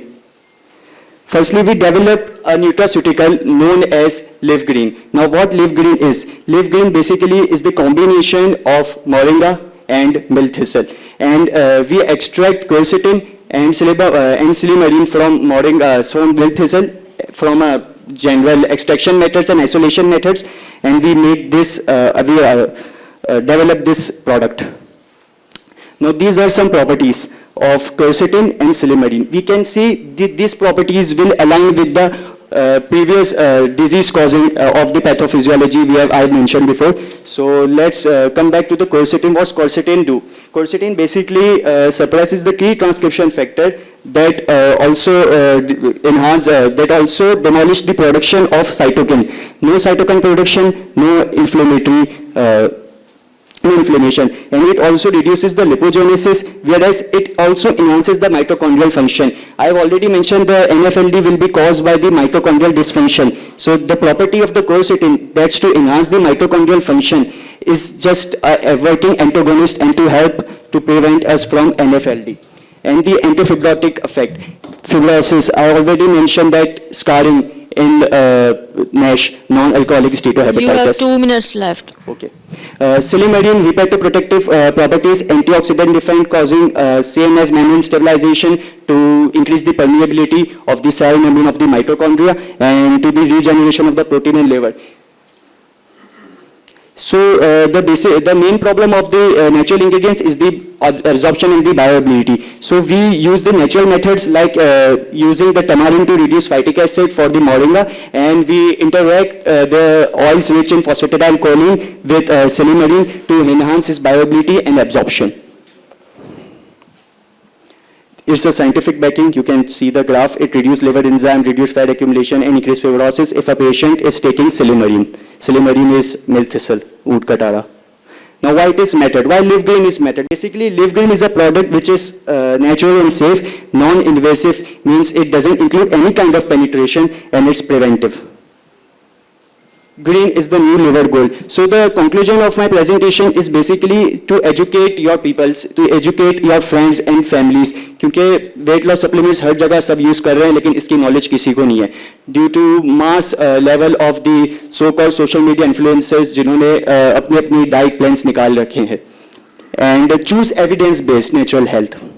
So before ending my presentation, I would like to thank my teammates Maham, Noor, Arwa, and Raza and Wajiha sitting here, and our mentor, Ma'am Alisha Farooq, is also sitting here. And last but not least, thank you all of you for being such a wonderful audience. This is Mohammad Arslan signing off. Thank you.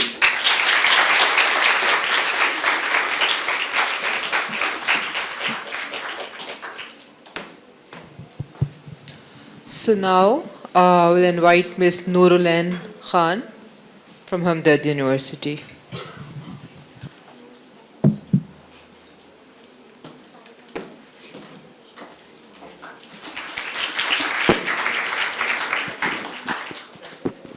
Assalamu alaikum. Good morning, everyone. Myself, Noorulain Khan. Firstly, I want to introduce my team. Ma'am Alisha, Wajiha Rauf, Raza Khan, Mohammad Arslan, and Maham Rehan. So, thank you for this incredible opportunity to present our research title, 𝗬𝗎𝗓, the dual action formula for bone density and brain functioning. So basically जो background है, हम लोग ये आजकल बहुत ज़्यादा common है. 2 major health concerns हैं जो कि ऑस्टियोपोरोसिस एल्डरली पीपल में बहुत ज़्यादा देखा जाता है, और सेकेंडली एज बढ़ने के साथ साथ जो है वो उनकी कॉग्निटिव हेल्थ जो है वो डिक्लाइन होना शुरू हो जाती है. So gaps in conventional treatments, basically हम जो है वो सेपरेटली इन 2 चीज़ों को ट्रीट कर रहे होते हैं. तो हम लोगों ने एक ऐसा जो है वो प्रोडक्ट डिज़ाइन करने का सोचा जो डुअल एक्शन परफॉर्म करे for bone and brain functioning as well. So here is our product जो कि बोन मिनरलाइजेशन करवाता है और कॉग्निटिव हेल्थ को जो है वो बेटर करता है. बेसिकली हमारे जो न्यूट्रिएंट्स हैं वो फोकस्ड हमने किया है calcium, omega 3 fatty acids, vitamin B6 and proteins. So calcium absorption जो है सबसे पहली फर्स्टली जो है वो हम उसको इंटेक करते हैं. देन उसके बाद जो है इंटेक करने के बाद वो हमारी स्टमक में जाती है, जो कि स्टमक एसिड जो है वो कैल्शियम को एब्जॉर्बिंग आइन में जो है वो ब्रेक डाउन कर देता है. देन उसके बाद जो है मेन साइड जो है एब्जॉर्प्शन की वो है स्मॉल इंटेस्टाइन. स्मॉल इंटेस्टाइन में 2 तरीके से ट्रांसपोर्ट होता है, एक एक्टिव और दूसरा पैसिव. एक्टिव ट्रांसपोर्ट में जो है वो विटामिन डी डिपेंडेंट होता है, क्योंकि ये जो है वो अगर हम फॉर सपोज के लेस देन 500 mg कैल्शियम अगर हम एक मील में इंटेक कर रहे हैं तो उसकी एब्जॉर्प्शन के लिए एक्टिव ट्रांसपोर्ट की रिक्वायरमेंट होगी. देन अगर हम 500 mg से ज़्यादा इंटेक करते हैं तो हाई इंटेक की वजह से कैल्शियम की पैसिव ट्रांसपोर्ट होती है जो कि विटामिन डी इंडिपेंडेंट होता है. देन उसके बाद वो आपकी ब्लड स्ट्रीम में एब्जॉर्ब होकर उसकी यूटिलाइजेशन होती है मसल्स में, बोन्स में. सो नेक्स्ट इस कि कैल्शियम जो है वो हमारी बोन्स को स्ट्रॉन्ग करता है और हमारी बोन्स की हेल्थ को मेंटेन करता है. और कैल्शियम एक्सेसिव अमाउंट में अगर हमारी बॉडी में हमारी बोन्स में स्टोर होता है तो वो हाइड्रोक्सी एपेटाइट के फॉर्म में स्टोर होता है. Then our second ingredient is omega 3 fatty acids जो कि कंटेन करता है EPA एंड DHA जो कि हमारे इन्फ्लेमेशन को रिड्यूस करता है और ऑस्टियोक्लास्ट की जो एक्टिविटी होती है उसको लो करता है. देन अगर हम इसको कंबाइनली कंज्यूम करते हैं तो ये कैल्शियम की एब्जॉर्प्शन को इम्प्रूव करता है और कैल्शियम लॉस को रिड्यूस करेगा. और हमारा जो बॉडी का जो इन्वायरमेंट है वो लो इन्फ्लेमेटरी इन्वायरमेंट क्रिएट करेगा, जो कि कैल्शियम की एब्जॉर्प्शन को जो है वो इन्हांस करेगा. Then our supporting minerals are magnesium, zinc and phosphorus. Here some study जो कि ये शो करती है कि हम अगर 70 mg पर डे नॉर्मली देखा गया है कि लोग कंज्यूम करते हैं, देन अगर लोअर देन 400 mg कंज्यूम किया जाता है कैल्शियम, तो इसमें जो है वो लुम्बर स्पाइन का जो है वो डिफेक्ट्स आना शुरू हो जाते हैं. देन नेगेटिवली अगर इफेक्ट देखा जाए तो इससे जो है हमारी बोन स्ट्रेंथ रिड्यूस होती है. और अगर यही चीज़ हम लो कैल्शियम्स को इंटेक करेंगे कंटिन्यूसली, तो ये हमारी स्ट्रक्चरल बोन्स जो होती हैं उनको वीक कर देता है. Then moving towards omega 3 fatty acids जो कि ब्रेन फंक्शनिंग के लिए है. ओमेगा 3 फैटी एसिड्स जो है वो स्टेबलाइज करते हैं न्यूरल मेम्ब्रेन्स को, प्रोड्यूस करते हैं एंटी इन्फ्लेमेटरी मॉलिक्यूल्स जो कि हमारे ब्रेन को प्रोटेक्ट करती हैं, और सपोर्ट करता है साइनेप्टिक इंटीग्रिटी को जो कि हमारे न्यूरोट्रांसमीटर रिलीज़ करने में हेल्प करती हैं. कैल्शियम का सिर्फ एक यही रोल नहीं होता कि वो हमारी बोन्स को स्ट्रॉन्ग करे, नर्व सिग्नलिंग और न्यूरोट्रांसमीटर रिलीज़ के लिए भी जो है वो कैल्शियम एक बहुत अहम रोल प्ले करता है इसमें. बाकी विटामिन B6 जो है वो हमारे न्यूरोट्रांसमीटर की सिंथेसिस करवाता है और हीमोसिस्टीन की रेगुलेशन करवाता है. और प्रोटीन और अमाइनो एसिड जो है वो हमारी मूड की स्टेबिलिटी को जो है वो स्टेबल करते हैं.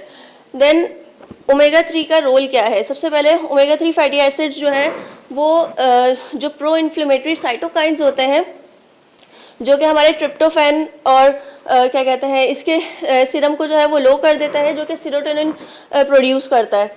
और साथ में क्या करता है कि वो HPA एक्सिस को जो है वो एक्टिवेट करता है, जो कि कॉर्टिकॉइड हार्मोन्स जो है वो रिलीज़ करता है. जब हम फैटी एसिड्स इंटेक करते हैं तो जो प्रो इन्फ्लेमेटरी साइटोकाइंस होते हैं इनकी प्रोडक्शन जो है वो रिड्यूस हो जाती है, जिसकी वजह से हमारा ट्रिप्टोफैन सीरम लेवल जो होता है वो भी बेटर हो जाता है, और HPA एक्सिस की जो एक्टिवेशन है वो भी रिड्यूस हो जाती है. इसकी वजह से क्या होता है कि हमारा स्ट्रेस, डिप्रेशन और जो मूड अप्स एंड डाउन्स होते हैं तो वो जो है वो बेहतर होना शुरू हो जाते हैं. और साथ साथ जो है जब ये प्रो इन्फ्लेमेटरी साइटोकाइंस की प्रोडक्शन रिड्यूस होगी तो ये हमारे न्यूरोट्रांसमीटर मेटाबॉलिज्म को जो है वो ऑल्टर कर देता है, और साथ साथ जो है वो जो हमारा न्यूरोट्रांसमीटर का mRNA होता है उसको भी ऑल्टर कर देता है. ये भी कुछ ओमेगा 3 फैटी एसिड की एब्जॉर्प्शन की कुछ डिटेल्स हैं ब्रेन फंक्शन और बोन हेल्थ के लिए. हेयर इज़ आवर प्रोडक्ट ऑसिनेक्सा, जो कि एक इमर्जिंग ट्रेंड है न्यूट्रिशन बेस्ड थेरेप्यूटिक्स में. बेसिकली ये बेस करता है सीड्स और नट्स में. हम लोगों ने एक पाउडर फॉर्म किया है जिसमें हमारे सीड्स और नट्स इंक्लूड हैं, जिसमें हमने lotus seeds, Poppy seeds, sesame seeds, almonds और वॉलनट्स वगैरह लिए हैं. इसका हमने एक फार्मूला बनाया है जो कि हम प्रेफर करते हैं कि मिल्क और योगर्ट के साथ आप इसको कंज्यूम करें, जो कि कैल्शियम के जिसके साथ कैल्शियम जो है वो डेयरी बाइंड होगा तो इसकी जो है वो एब्जॉर्प्शन इंक्रीज हो जाएगी. अदरवाइज जो है वो आप इसको वाटर के साथ भी इंटेक कर सकते हैं. कुछ चैलेंजेस और कंसिडरेशंस ये है कि डेयरी कंट्रोवर्सी है कि कुछ ऑब्जर्वेशनल स्टडीज़ हैं जो ये कहती हैं कि सिर्फ डेयरी का इंटेक ही जो है वो ज़रूरी नहीं होता कि आपकी बोन्स को स्ट्रॉन्ग करे, उसके साथ अदर जो फैक्टर्स हैं वो भी इन्वॉल्व होता है. इसके लिए हमें मज़ीद एम्पिरिकल डेटा की नीड है. कंक्लूजन ये है कि अभी ऑसिनेक्सा जो है वो एक You have completed 8 minutes. Just 2 minutes remaining.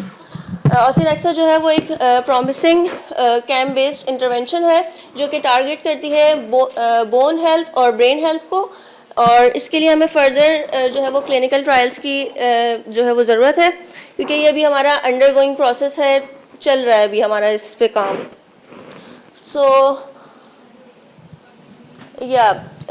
Then हमें कुछ क्लिनिकल टेस्टिंग की रिक्वायरमेंट है जिसमें हम ऑस्टियो और कॉग्निटिव पेशेंट्स की जो है वो ट्रायल ले सके।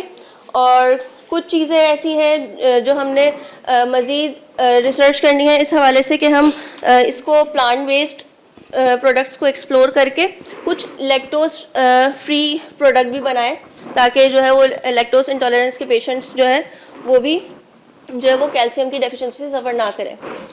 So thank you so much, this is from my side, thank you so much. Thank you very much. So I invite Ms. Mehreen from Dow University of Health Sciences, and those who have already delivered their presentation, please stay here because at the end of the session we are going to have a question answer session, right?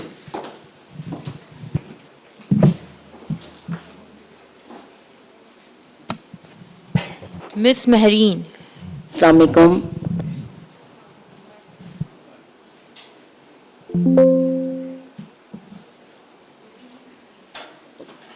Assalamu alaikum and a very good morning to all of you.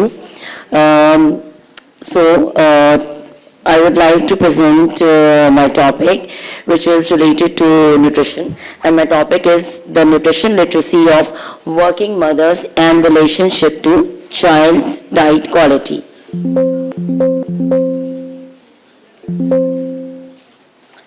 So, as we all know that malnutrition is considered as the major leading cause of childhood mortality worldwide, including Pakistan. Then nutrition literacy is considered as an important part of overall health literacy. And when we talk about the health literacy, by the health literacy we mean how we use and obtain and apply the correct information. The triple burden of malnutrition, which includes undernutrition, overnutrition, and micronutrient deficiency, is becoming increasingly in low middle income countries and especially in Pakistan.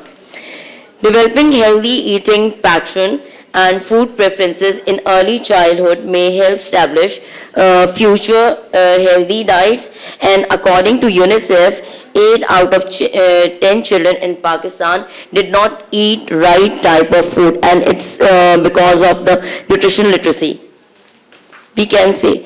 So the objective of this study is to assess the association between nutrition literacy and of working mothers with their socio-demographic and children's BMI. So this was an analytical cross-sectional study. Study design was daycare centers affiliated with public sector, educational institutes and private daycare centers of Karachi. Sample size was calculated using past version. Study duration was July 2023 till December 2023. Non-probability convenience sampling technique was employed. The study population include the working mother of preschool age children 3 to 5 years of age and with at least 30 hours working hours per week. Nutrition literacy assessment instrument of parents was used to assess the nutrition literacy of working mothers. Basically, this nutrition literacy assessment tool was validated by Dr. Heather Gibbs, and we took permission by using into our study. So, this is the first table which show the frequency distribution. So it shows the participant characteristics, and as we all see that most of the study participants were male children, and the data we collected was most from private daycare centers. So the table show the participant mean nutrition scores. So in this questionnaire, we calculate the nutrition scores, and we categorize into 3 categories. The first category is less than or equal to 28, which is likelihood of poor nutrition status, 29 to 38, which shows the possibility of poor nutrition, and greater than or equal to shows the likelihood of good nutrition. And as you see, only 2.8% of the study participants will fall into the category of good nutrition status. Table 3 shows the nutrition literacy score according to participant demographic characteristics. In this table, we employed the independent sample test, and according to the results, the nutrition literacy score was slightly significant for against the household income and the children BMI status. Rest of the factors, they didn't show any significant results. The table 4 shows the participant characteristics according to nutritional literacy status. In this test, we find out the mean scores and we applied the chi-square test, and we didn't found any statistical difference among the participant characteristics according to their nutritional literacy status, and this is because possibility of the lower observed value count. Strengths and limitations of the study. Various studies were conducted on mother nutrition literacy in various countries, but no research had been carried out in Pakistan. This study provides important insight regarding the area of nutrition literacy, and we use a validated questionnaire. Working mother with lower education backgrounds and limited income which cannot afford daycare services. This might be the you can say the limitation of the study, because the results may not be generalizable. Family members or caregivers may be involved in selecting and preparing food in our household, so evaluating only the mother nutrition literacy may not be sufficient to establish the causal relationship between the child's BMI. So the conclusion is there is a need to develop nutrition literacy awareness program for working mothers in order to improve the overall nutritional status of the children, and program for basic nutrition education can be designed and implemented to improve nutrition literacy and behavior of people. This study can help public health nutritionists to develop culturally specific and cost-effective nutrition intervention for working mothers in Pakistan. And as per the finding of this study, we recommend that we can also include the additional anthropometric measurements, including mid-upper arm circumference, to enhance the reliability of this instrument. Collect data from low-income groups, for example, working mothers which work as maid and factory worker with limited formal education and financial resources. Mixed method research designed for comprehensive finding in future can be used. Develop and implement evidence-based health promotion interventions and design basic nutrition education program and workplace education initiative to improve nutrition literacy and dietary behaviors. Thank you so much.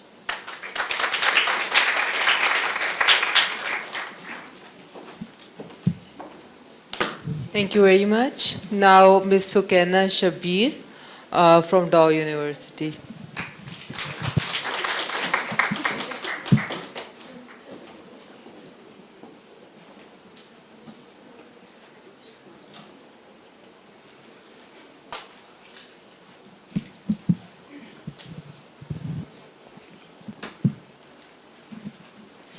Bismillahirrahmanirrahim. Am I audible? Good afternoon to everyone, and thank you so much, ZABIST, to provide me the platform to share my research. The topic of this research is association between irregular eating patterns and irritable bowel syndrome in adulthood. That is the IBS, which is very common. This is a case control study.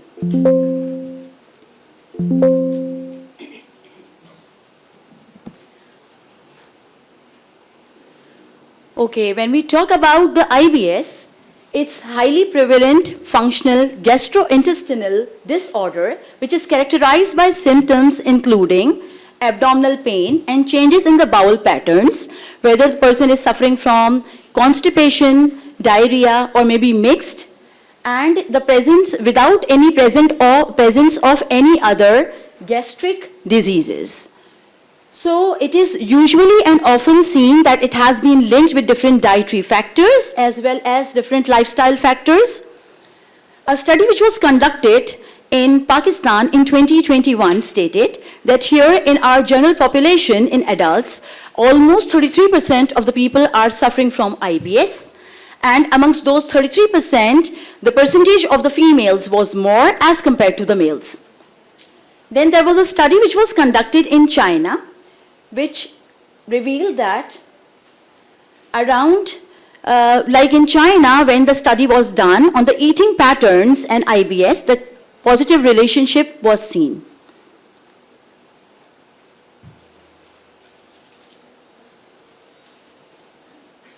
Okay, the objective of this study was mainly to check whether there is any correlation between the IBS and eating patterns, irregular eating patterns, especially in Pakistan.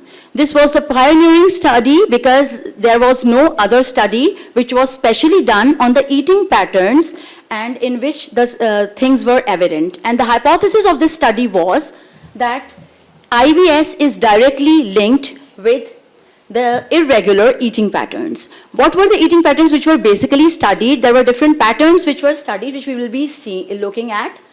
And in the eating patterns, we were looking at the restrained eating, emotional eating, like these patterns were studied.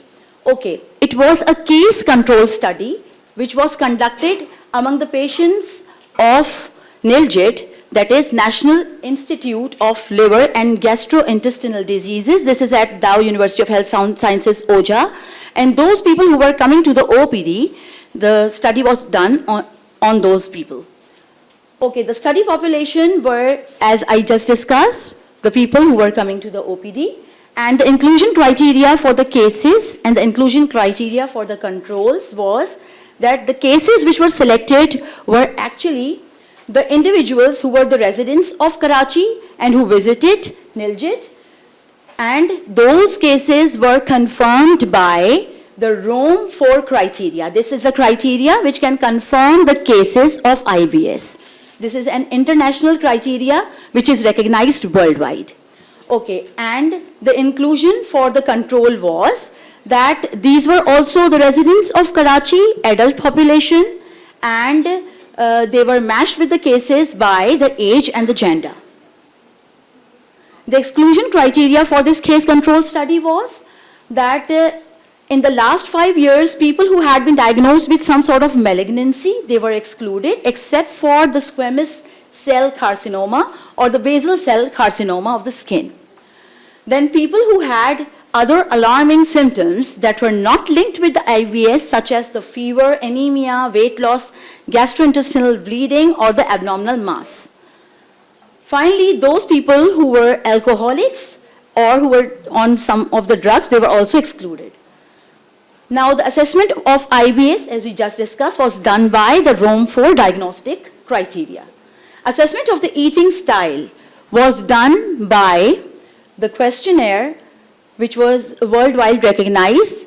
This is the Dutch Eating Behavior Questionnaire, DEBQ. This is an international tool, and it tests the emotional, restrained, and the external eating behaviors.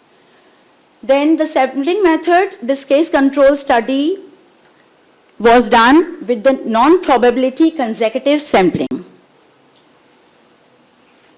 The study duration, it lasted for 12 months, and IRB was taken from the Dow University of Health Sciences for this study.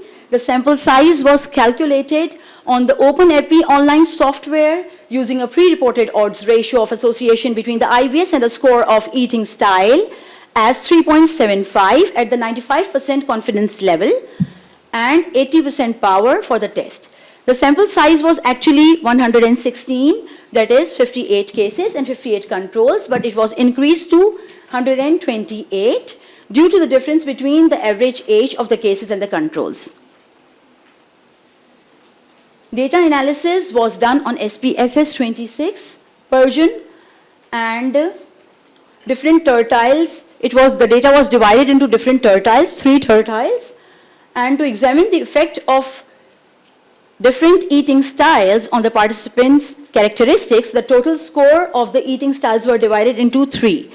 The first tertile was less than 49, and the third one was more than 64. and in between 49 and 64 was the second tertile. One-way ANOVA for the continuous variable was done, and chi-square feature exact test for the categorical variables was performed. A value of 0.05 was considered for statistical significance. Now we are going to discuss the results briefly. The first table was the participants' characteristics according to the case control. Here, if we see the cases and the controls, there were more females in the cases as compared to the controls. Okay. Secondly, the thing which we will be discussing is the education status. If we look at the controls, they were, most of them, 71.9% were highly educated. They either went to the college or the university. While if we looked at the cases, almost 60.9% had no schooling or elementary school in cases. Okay.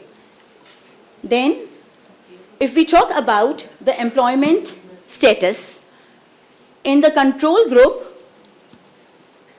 if we see, most of the people were employed. 65.6% were employed.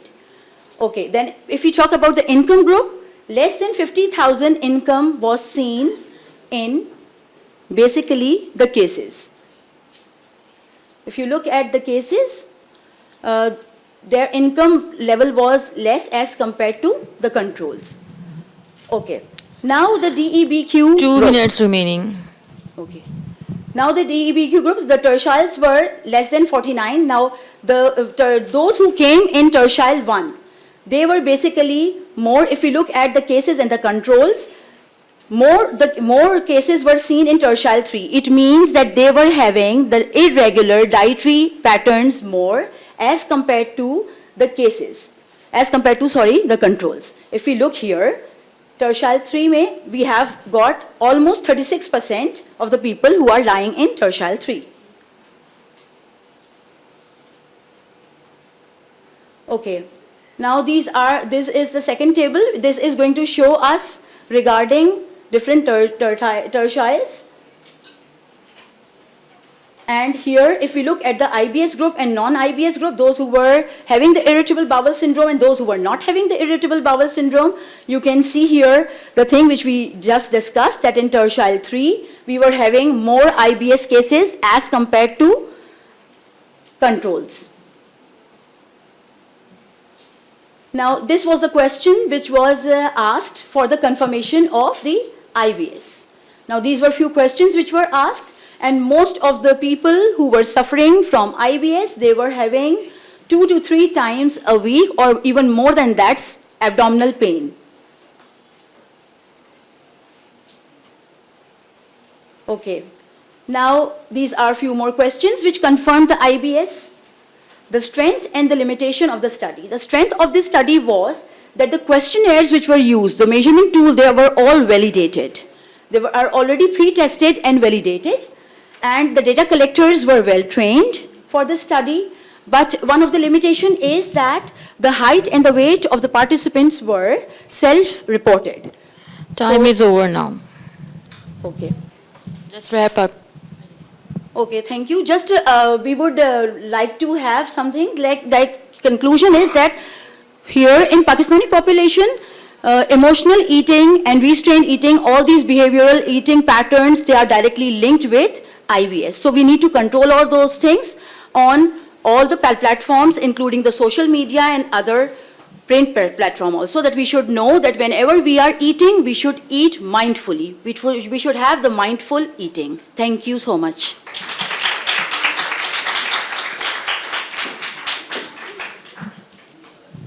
Thank you. Now we invite Dr. 𝗪𝗪𝗻𝗍𝗪 Naeem from University of Karachi.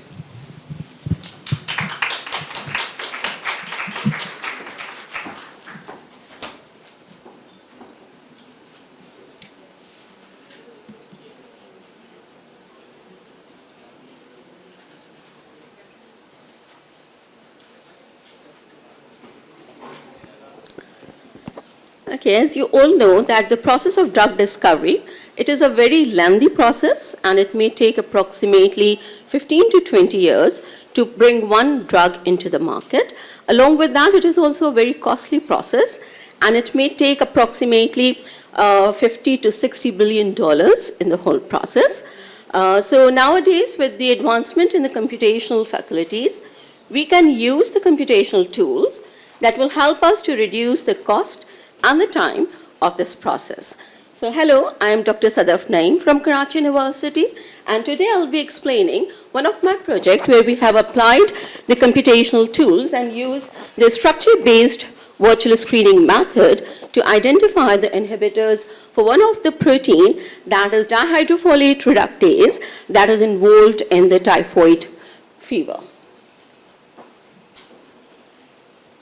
So you all know that typhoid, that is one of the very common infectious disease there, and over here in Pakistan particularly, and in general the Asian countries, due to the excessive and the misuse of antibiotics, it will cause the drug-resistant strains for it, and it brings the challenges for us to do the treatment for this drug-resistant typhoid there.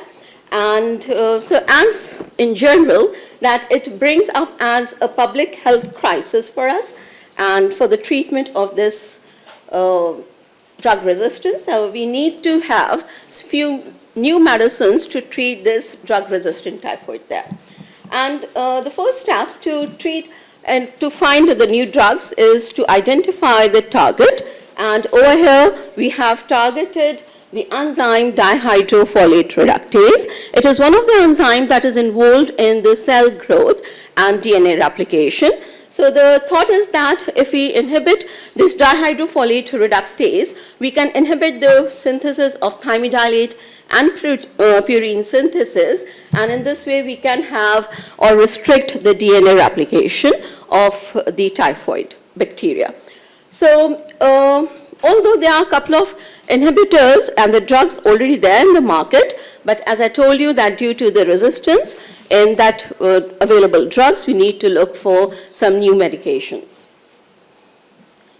So the major aim of the project is to find the novel compounds which can have the antibacterial activity, and that could be used to treat the typhoid, particularly using the structure-based virtual screening approach. And by using this approach, we can identify the binding mode of the compounds within the active site of the dihydrofolate reductase, and in this we can predict their affinity and activity against the target enzyme. So to perform the structure-based screening, we particularly need the 3D structure of the target protein, and this 3D structure, it can come from the experimental methods, or if it is not available, then we can even predict the 3D structure of the protein by using various computational tools. And then once we have the structure of the protein, then we can perform the molecular docking, and where we can find the binding mode of the compounds within the active site of the protein there. So for this type phi, we didn't find any experimental 3D structure of dihydrofolate reductase. So for that purpose, at first we have predicted the structure by using a modeler software, and for that purpose we have used a sequence of dihydrofolate reductase from the type phi with the accession number AGK65722.1 from the NCBI database. Then the predicted structure, it was refined and validated by using a couple of other software like Galaxy Refine, Save, and ProSalWeb to ensure the structural accuracy of the predicted structure.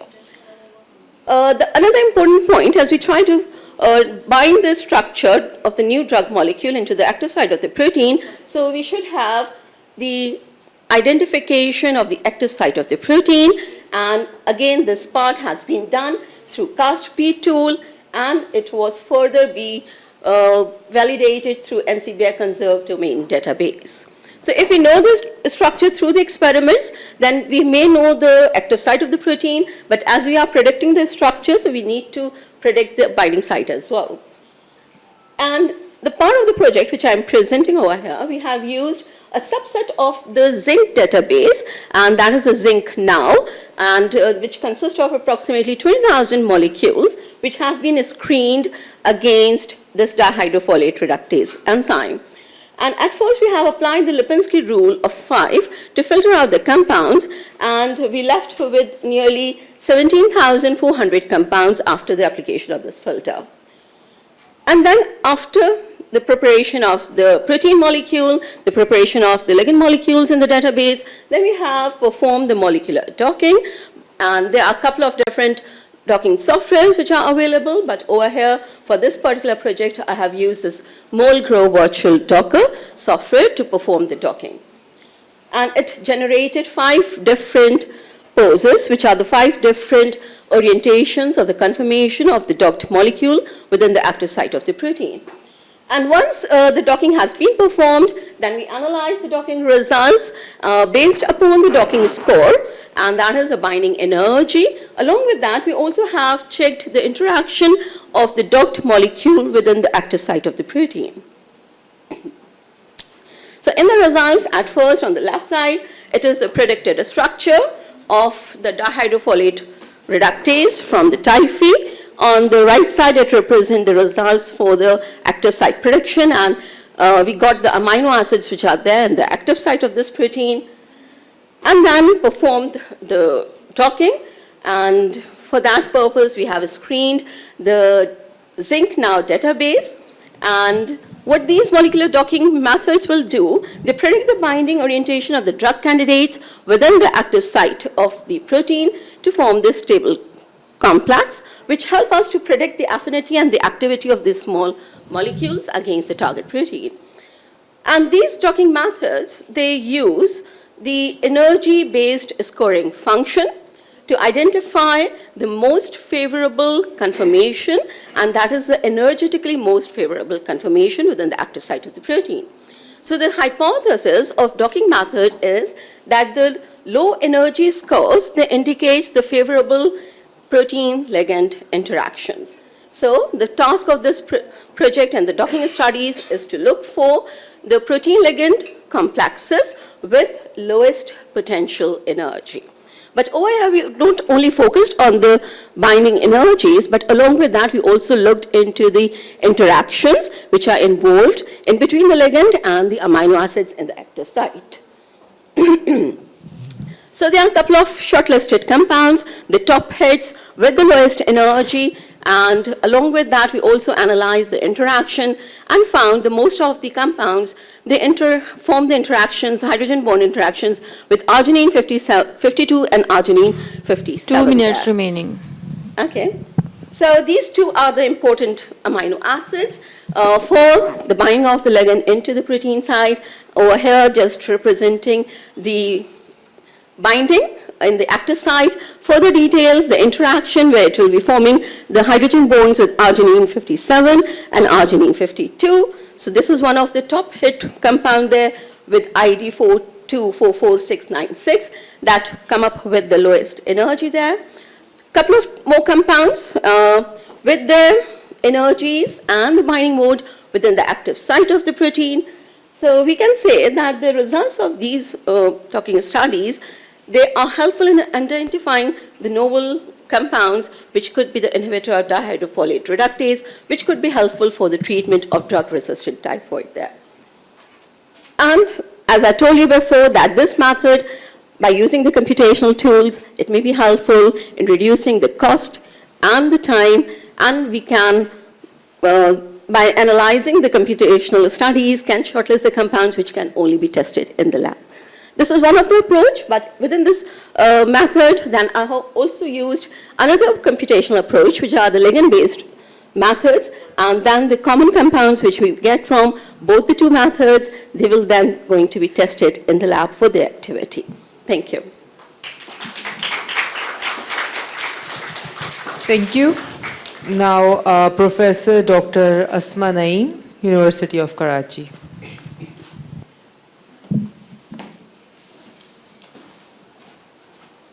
Assalamualaikum. I'm grateful for the ZABIST University for providing me the opportunity to present my research work here.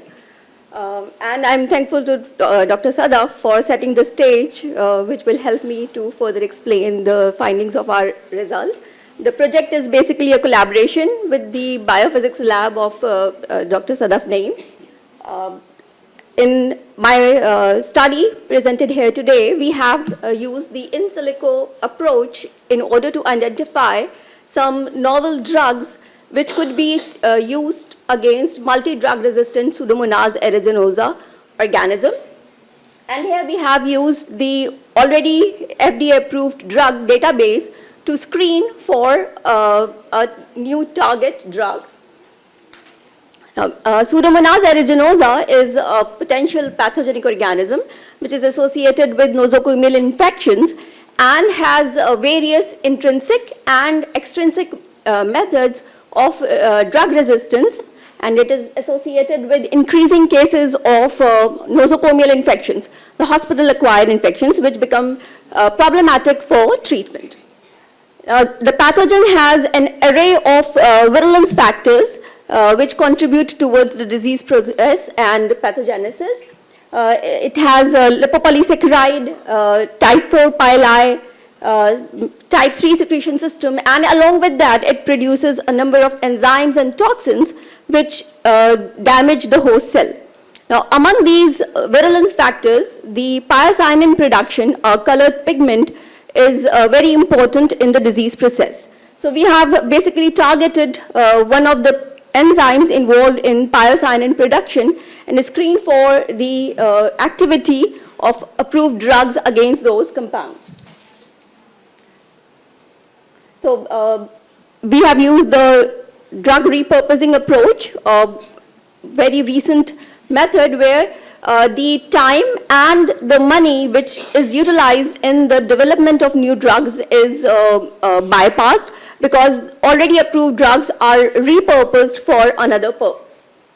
So in silico virtual screening method was used. Dr. Sadaf has already highlighted the significance. The drug bank database was used to screen the FDA approved drugs listed there, and a particular enzyme of pyacinin biosynthetic protein, PHZD, which is a phosphoglycerate deaminase enzyme, was targeted for the screening purpose. Now, this is the structure of the enzyme. It's helices and beta sheets and the active sites. So the main objective was to find out drugs which could be effective in inhibiting the growth of the organism and which could suppress the expression of pyacinin. Currently, due to emergence of multi-drug resistance, we are focusing towards the antivirulence factors as well, or compounds, which would suppress the virulence factors but not kill the organism. So there will be no stress on the organism to mutate or adapt to the drug. So initially the in silico screening methods were used, and the drugs which were identified were then brought to the lab and tested against the pathogenic organism. So basically, in my lab, in Department of Microbiology, we performed the in vitro analysis. The in silico approach was mainly done in the biophysics lab of Dr. Sadaf Naeem. So initially, we tested the directory of the drug database, and 3 top hit drugs were selected. And during the selection of the drug, another criteria was kept in mind, that the drug should be economical, it should be cheap, and it should have minimum side effects towards the host.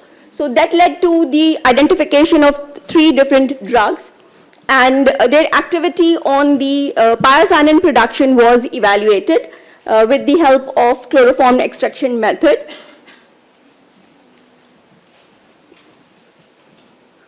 So tafloxone was used. Streptomycin, which is established antibiotic, but it is mainly used against Mycobacterium tuberculosis. So its activity against Pseudomonas was also evaluated. And atazanavir, which is an antiviral drug mainly used against HIV treatment, was screened through the in silico screening approach. Now, we isolated clinical strains from hospitals of Pseudomonas aeruginosa, and we determined the antimicrobial susceptibility. We particularly used the strains which were showing multi-drug resistance. And antibacterial activity of the selected 3 drugs were tested against these strains. The activities, the results, they showed that streptomycin was the most effective. It showed activity against 17 out of 20 isolates which were tested. The next was sotaflixone, which showed activity against 14 isolates, and the atazanavir was third in respect to its activity towards the organisms. Now, as a control, E. coli was also tested. These are some pictures from the zones of inhibition against the organisms.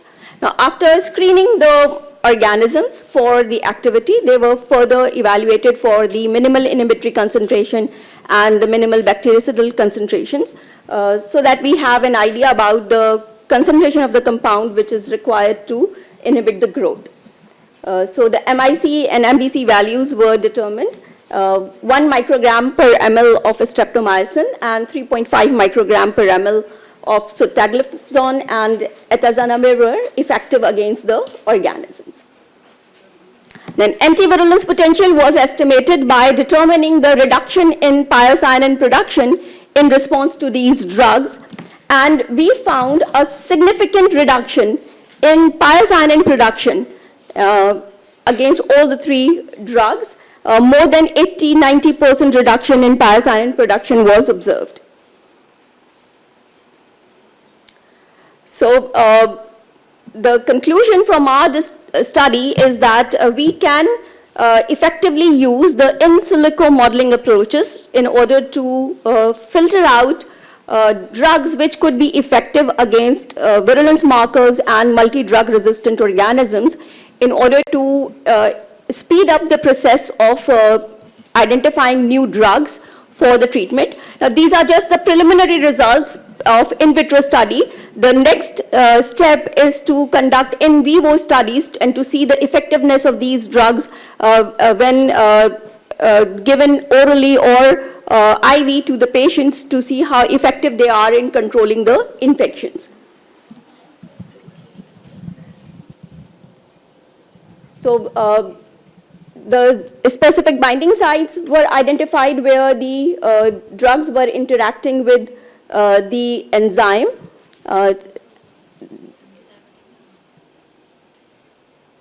So we are looking forward to perform some more optimization studies and in vivo analysis to confirm the effectiveness of these drugs in vivo or for patient use. Okay, thank you very much. Thank you. Now, Ms. Maria Mohammed Ashraf from Karachi University.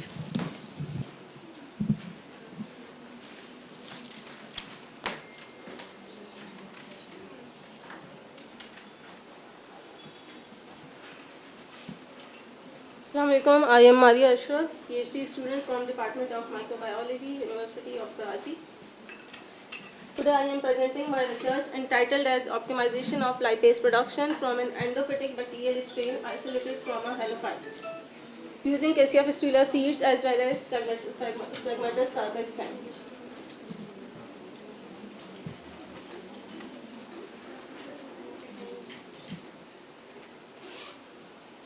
What are endophytes? Endophytes are those microorganisms that reside and inhabit internal plant tissues without creating any damage. They are involved in stimulation of plant growth. They protect plant from plant pathogens. They degrade the plant cell wall by producing pectinases, salinases, and these enzymes help them to resist and escape the host immune system. The endophytic bacterial strain that was used in this study was the Bacillus species. Lipases are the enzymes that act on long-chain triglycerides and convert them into fatty acids and glycerol by hydrolyzing the carboxylic ester bond. They do not require cofactor. They work on a broad range of temperature and pH. and they possess a wide range of substrate specificities. Hlacia fistula is an ornamental local Asian plant. It has been used as conventional medicine for many years. It has antibacterial, antifungal, and antioxidant activities. This plant produced huge number of pods that contain brown-colored seeds that were used as a substrate of lipase production. Phragmites 𝗟𝗏, stem of Phragmites 𝗟𝗏 was used as a matrix for immobilization. It is a helophytic plant, and as it is easily available and is of low cost. It has a hollow woody cylindrical structure that provides the surface area for the attachment of microbial cells, and its lignin content also supports the immobilization. The objectives of this study was the optimization of lipase production using a statistical design, and the analysis of the lipase production in the presence of immobilized cell, and the analysis of the matrix having immobilized culture, and the analysis of the substrate for the structural changes. Hlacia fistula seeds were collected locally and grounded up to a 300 micrometer size and saved and used for lipase production. Effect of different factors were studied on lipase production, as this was a preliminary study, and using these results, the lipase statistical optimization of lipase production was carried out using Plackett-Berman design and Box-Mankin design. These are the factors and the levels that were used by PBD, and these are the 12 experiments that were suggested by the PBD that were executed as given, and the lipase titer was analyzed by using the cell-free culture supernatant. The lipase titer was incorporated into the design and assessed statistically. The three factors were found significant: substrate concentration, inoculum size, and incubation period. The R-square value of the model was found 90.66, indicating the significance of the model. Three factors were found significant: incubation period, inoculum size, and substrate concentration, and that had the p-value less than 0.05. The significant factors were further optimized by BBD, and these are the factors and levels used by the design. These are the experiments that were suggested by the design and executed as given, and the lipase titer was analyzed. All the factors were found significant, along with the interaction of the inoculum size and substrate concentration. These are the control plots that are showing the effect of factors interaction. Inoculum size and the substrate concentration were positively correlated, as the increase in both the factors could lead to a huge production. Same the case with the figure B and C. A response optimization experiment was suggested by the design with the most suitable levels of the variables, that is inoculum size 10%, substrate concentration 1.5%, and incubation time 48 hours. The predicted value of the lipase titer was 62.16, and after executing the experiment, we found 52.35 units of lipase. After the successful optimization, we have done the lipase production in the presence of immobilized cell. The cells were immobilized on the Phragmites 𝗟𝗏 stem, and the lipase production was carried out by using the matrix from first cycle till sixth cycle, and the matrix was analyzed for the changes, and the substrate was also analyzed for the structural changes. These are the results of the lipase production that were conducted with the immobilized cells as well as the free cells. The cells were immobilized on the native matrix as well as alkali treated matrix. The lipase production was higher in the presence of immobilized cell as compared to free cell, and it was found up to sixth cycle. Initially, the lipase titer was higher in the presence of native matrix that was shifted later to the treated matrix. It may be due to the level effect of NaOH could increase the hydrophobicity of the matrix that result in the increased level of lipase. These are the scanning electron micrographs of the matrix. First is the native matrix that has a smooth structure with compact fibers. Second one is treated matrix that showed the disrupted structure with pores. Figure C and D showing the immobilization of culture on the matrix. These are the micrographs from the matrix after first cycle and after sixth cycle. E and F showing the matrix after the first cycle, and G and H showing the matrix after the sixth cycle, showing the presence of microbial cell. And these micrographs are evidently prove the previous results. These are the micrographs of substrate. First one is the native substrate, that is pre-fermented substrate, showed the granular structure, while the remaining one are the post-fermented substrate in the presence of free cells as well as immobilized cell. Here it is showing that some adhesive compound is releasing out of the substrate, and that gel the granules together. Presumably it is an oily material that has been extracted out from the substrate. These are the FTIR spectra of pre-fermented and post-fermented CF seeds. Most of the spectra was similar of both the seeds, except the peak at 964 and 1296 that were absent in the post-fermented seeds, indicating the utilization of triglycerides by the microbial cells. Conclusion, here it is concluded that the lipase production at ambient temperature and at neutral pH is an important aspect for commercial use. For use of natural substrates limits the cost for bulk production of enzyme. Statistical optimization was found an effective strategy. Immobilization is an economical and time-conserving strategy for continuous batch fermentation. Future prospects characterization of lipase can be carried out. The post-fermentation medium or hydrolysate can be used for the valuable products. Different application of lipase can be carried out, like transesterification of lipids. KCF fistula seeds can be used for the formation of valuable products, and it can be used for oil extraction as well. Thank you. It has been published in the journal Biofuel, Bioproducts and Biorefining. Thank you. Thank you very much. Now we are open for questions. Any questions, if anyone can ask? Yes, please. For Maria? Okay. Ms. Maria, there's a question for you. नहीं ma'am, ma'am Sadaf के लिए. Ma'am, sir. Okay. Ms. Maria, can you just have a seat? Assalamu alaikum, ma'am. Ma'am, my question is to you that you chose dihydrofolate reductase.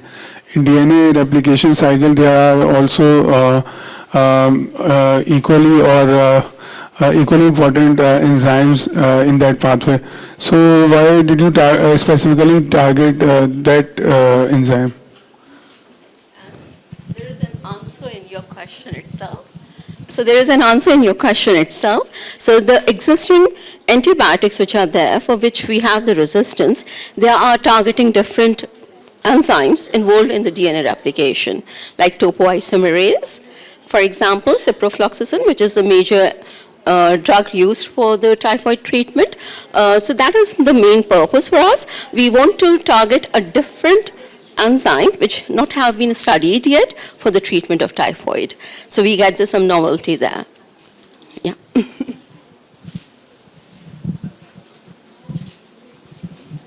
Any other question?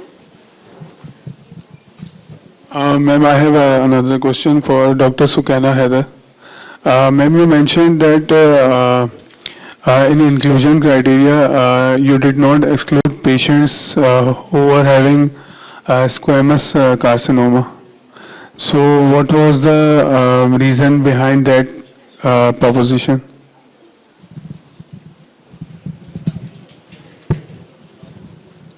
The main reason behind that was that it doesn't have any direct relationship with the IBS. As compared to the other carcinomas, they might be interrelated directly or indirectly with the IBS, but this one is not directly or indirectly related. This is the reason. I have a question. Can I ask? Yeah, please, sure. Okay. My question is for Live Green and the other product, that is the other nutraceutical product. Was the product tested in vitro? Maybe I missed it. Maybe the answer was there in the presentation. But this is the accumulation of different nutraceuticals. We are going to combine different products, right? We are combining different things. So were the studies conducted on humans before bringing it in the market, the product? So the question is for Mr. Mohammad Arsalan and Ms. Nurul from Hamdard University. The question is on the live green.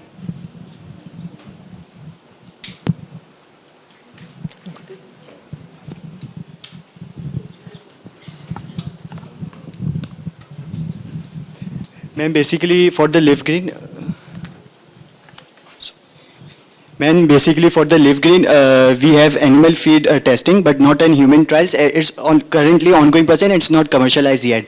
It's just a prototype here, with a normal idea that combining moringa with milk thistle. It's not commercialized yet. Yes, it's in process in DREP, and it soon will be approved, and then we will commercialize it.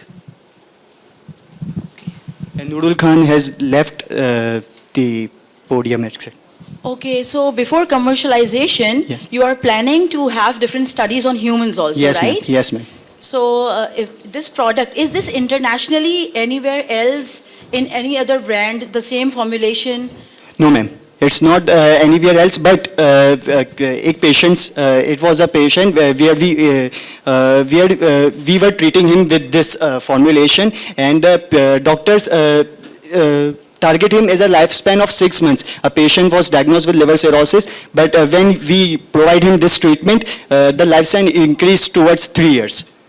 But maybe there are a few other factors also, so yes, you need to test on a big cohort. Yes, ma'am. That leads to my question. Did you do any clinical trial for it? Ma'am, only animal feeding. Only animal. Clinical trials are in process, and SGS, we are targeting SGS for this. Ma'am, it's just an idea. I'm not here to market my product. It was just an idea, and my formulation, it was based on my formulation idea. And the test is present, the references are already there and published in article. Not published, it's on process. Everything is in process, but the idea is, the main objective was to explain the idea. Because there are many studies that have been explained before, the properties of quercetin and silymarin.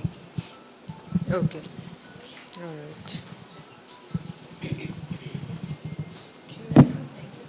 So any other question?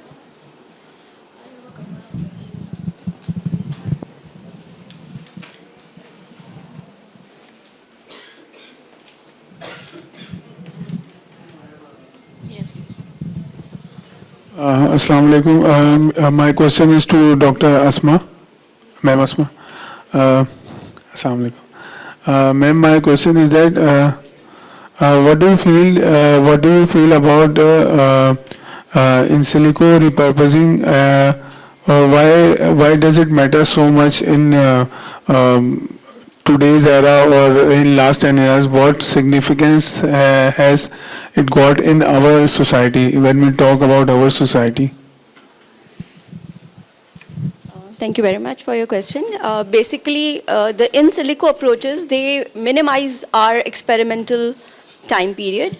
If we are using only the experimental approach, we have to test thousands of compounds in vitro without knowing, blankly, without knowing that whether they will be interacting with our target compound or molecule or not. So in silico approaches help us with an idea that what could be the possible interactions of the compounds with our target protein or enzyme. So it shortlets the drugs or the chemicals which we are going to test in the lab. So it saves time, it saves money, and it's a more effective approach as compared to only the experimental one. It's a more high throughput approach. So now we have the modern softwares, AI softwares, which help us to analyze the compounds, their structures. With the help, obviously, we first perform the lab work where the 3D structures, crystallographs of the proteins or molecules, they are evaluated, but then we can play with the bondings and the affinities and energies, which help us to predict a better interaction. So it shortens the time of research. Okay, I hope.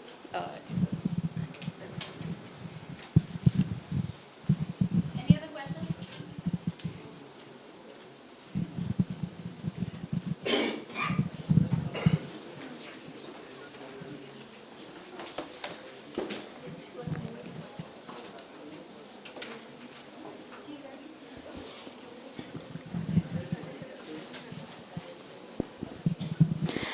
Thank you so much to our esteemed moderators and all the speakers who came in today.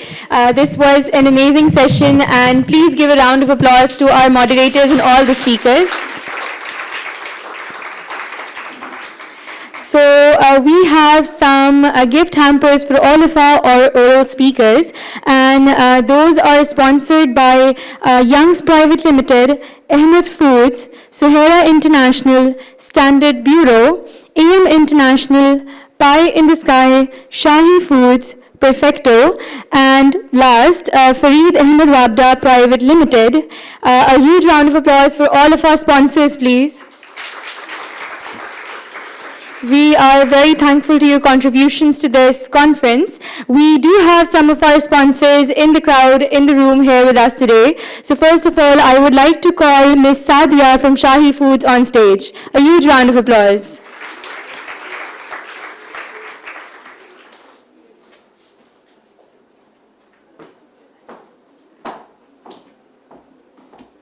Assalamu alaikum everyone. This is Sadia, and today I'm representing Shahi Foods. So basically, I'm a graduate of food sciences, but in third year, I realized that I am not supposed to go into the production or the quality side. And then I pursued my career in human resources. So currently, and for the last 1 year and 6 months, I had been serving as an HR executive in Shahi Foods. Though I had been in HR, but I had tried my level best to make sure to do something to make this field bloom, the field of food sciences and technology. और आज जब मैं यहाँ आई हूँ तो मुझे बहुत खुशी हुई ये देखकर कि हम जो स्टडी कर रहे हैं वो सिर्फ बुक्स तक या रिसर्च तक लिमिटेड नहीं है, उससे प्रोडक्ट्स भी बन रहे हैं. स्टूडेंट्स इतना ज़्यादा अपने अंदर एक सेंस रखते हैं और स्टूडेंट्स उसको इम्प्लीमेंट करके प्रोडक्ट्स बना रहे हैं, rather than just being limited to the fact कि उनको एक डिग्री कंप्लीट करनी है और डिग्री कंप्लीट करके they are done and dusted. So I am so impressed with all the research I have seen and the product, especially the product that I have seen from the Hamdard University, and it was so good that I have come to this conclusion that now this is the time that our students are taking step forward and that they are making sure that they have to do something. And trust me, although this is not a field के जिसमें कोई IT involved है या इसमें कोई AI involved है, though it's a sciences field, it's a simple field, yet students are doing a lot. This impressed me so much, and being in HR, I have been making sure to take such initiatives from the end of Shahi that is valuable for the students. I would like to mention that Shahi Foods had been arranging internships for the students of food sciences and technology, giving them the opportunity to work on the production side, quality side, R&D, so that the students can get the real world insights rather than being limited to the books. On the other hand, the HR department has also taken an initiative of arranging insightful sessions where the students come to us and they discuss their problems that they are facing in like their studies, that what is this thing and what are the trends going in the industrial level. So it is us who are sitting in Shahi Foods who are making sure this is how we are benefiting them. It's not only about that Shahi is producing the products, Shahi is making the snacks. No, we have taken an innovation, and that now we are also on these initiatives that we are helping the students. So thank you so much everyone for having Shahi today. Thank you again.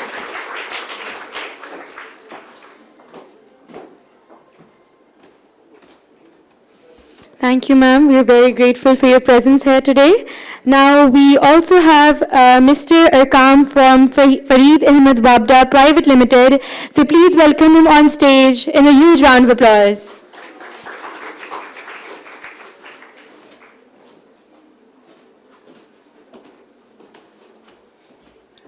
Assalamu alaikum. Myself, Mohammad Arkam Alam. I am a food technologist, and currently I am working as a production executive in FEV Foods, which is also known as 𝗟𝗏 𝗏𝗏𝗏. First of all, I would like to congratulate all of you on the successful event, and secondly, thank you for inviting our team. As a sponsor, we are excited to support the students of food science at SZABIST University. We are also looking forward to collaborating and build a good and strong relationship between industry and academia. Thank you for having me.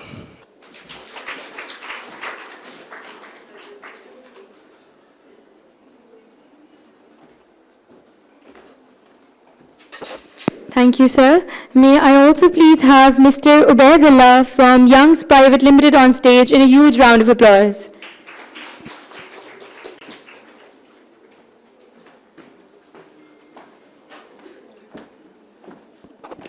Assalamu alaikum everyone. Basically, मैं food technologist हूँ by profession और I'm working with youngs almost 8 years plus. Thank you for inviting us. मैं congratulate करना चाहूँगा हमारी इस SZABIST को कि फूड साइंस एंड टेक्नोलॉजी पहले जो अगर मैं बात करूं कि हमारे ज़माने में 2000 ऑलमोस्ट 17-18 में तो इतना स्कोप नहीं था, इतनी यूनिवर्सिटीज़ में शॉर्टेज थी हमारे फूड टेक्नोलॉजिस्ट की। तो अच्छा इनिशिएट था जो सब ने तकरीबन ऑलमोस्ट जितनी भी प्राइवेट इंडस्ट्रीज़ हैं या जितनी भी प्राइवेट हमारी यूनिवर्सिटीज़ हैं उन्होंने अच्छा इनिशिएट किया है कि फूड साइंस एंड टेक्नोलॉजी का डिपार्टमेंट्स को इन्हेंस करने में और अच्छे और क्या कहेंगे एक बेहतरीन स्टूडेंट क्रिएट कर रहे हैं यहाँ पर। और तो मैं थैंक यू कहूँगा कि आपने हमें इनवाइट किया और होप फॉर द बेस्ट कि आप जो नया बैच आएगा ये सक्सेसफुल भी रहेगा और इंशाल्लाह ये इंडस्ट्री की रिक्वायरमेंट्स को फुलफिल करेगा। Thank you so much.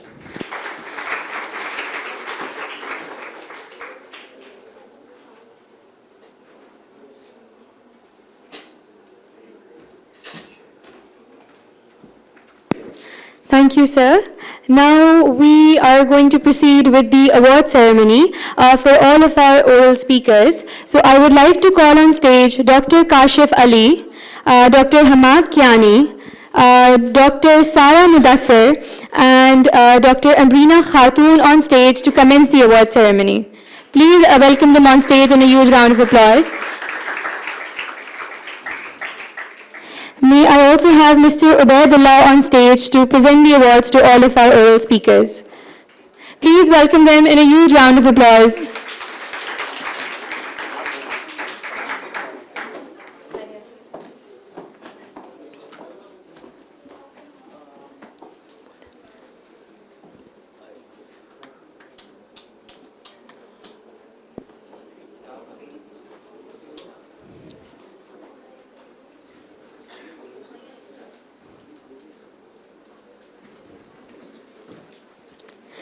Please welcome on stage our very first speaker in a huge round of applause, Mr. Muhammad Arsalan.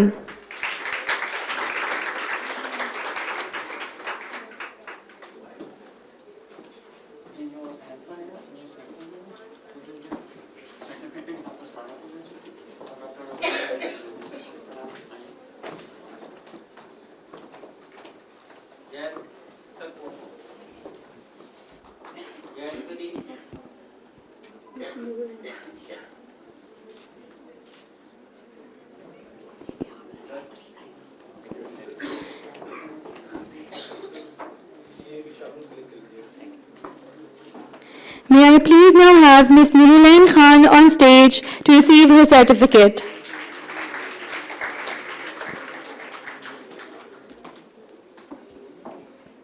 We'll be having her colleague take her certificate in her absence.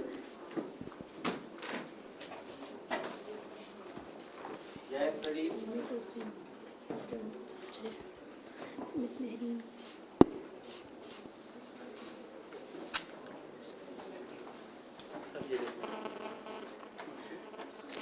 we now please have Ms. Mehreen on stage.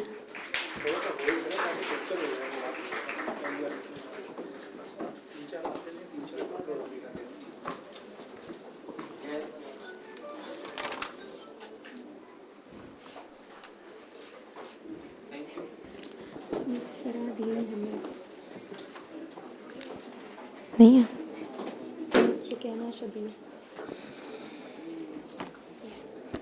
May I now have on stage Ms. 𝗧𝗵𝗲 in a huge round of applause.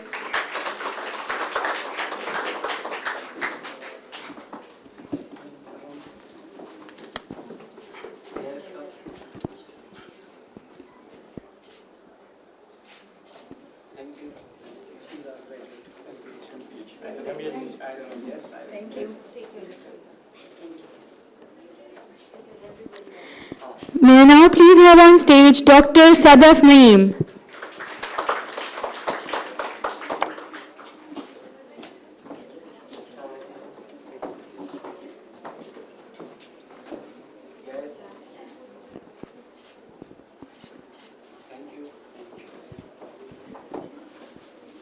Please put your hands together for Professor Dr. Asma Naeem.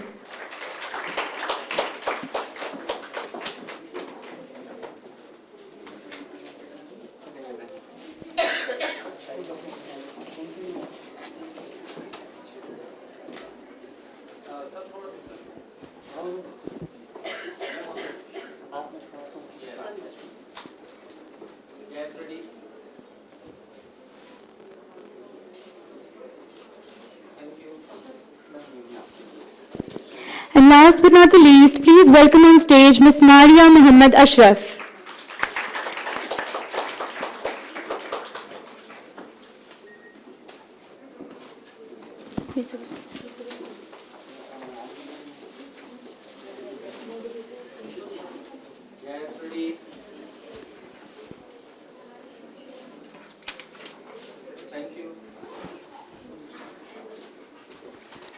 May I now please request Dr. Himmat Kiani and Dr. Kashif Ali to remain on stage to present the awards to our moderators. And may I please have Ms. Sadia from Shahi Foods on stage.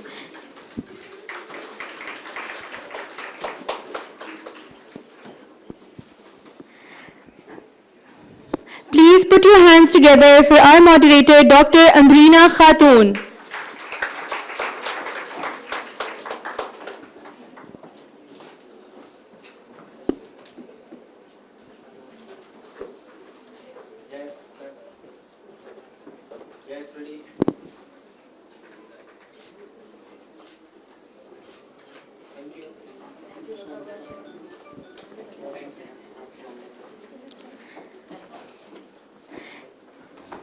Please now put your hands together for Dr. Sara Mudassir.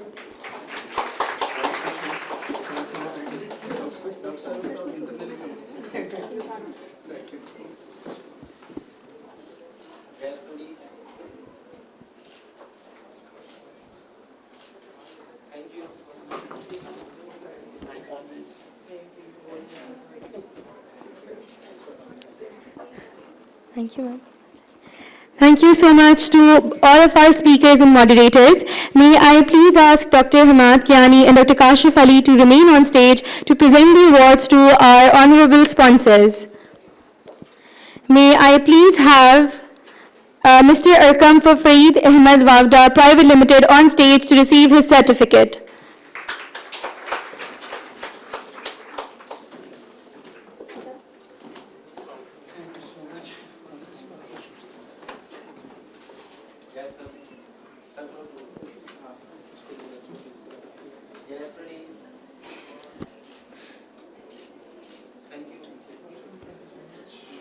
May I please have the representative from Perfecto on stage to receive their certificate.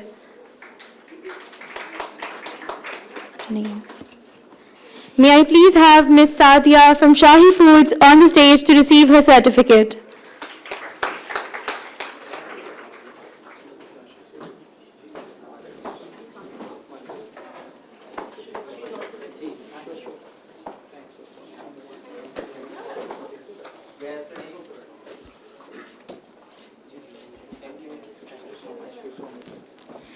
May I please have Mr. 𝗟𝗏𝗪𝗏 on stage from Young's Private Limited.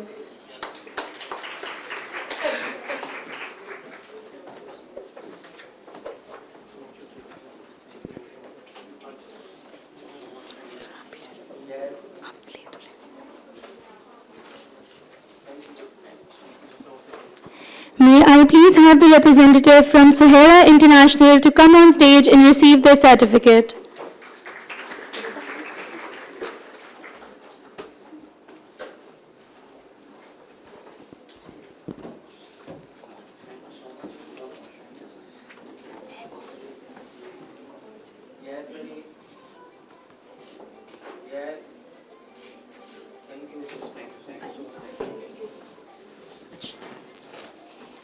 May I please have on stage Mr. Ali from Standard Bureau to receive his certificate.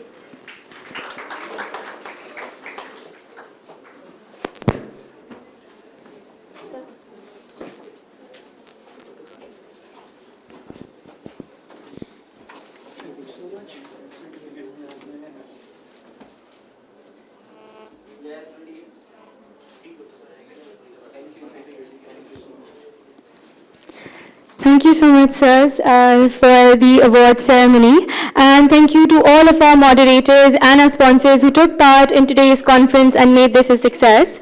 With this, we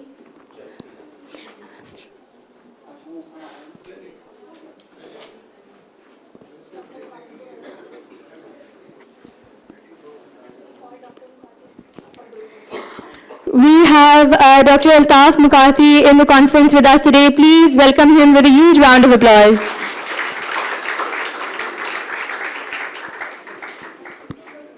May I have all the Faculty of Life Sciences and our moderators on stage for the group photo. And may I also have Dr. 𝗟𝗏𝗪𝗏 to come towards the stage. In a huge round of applause.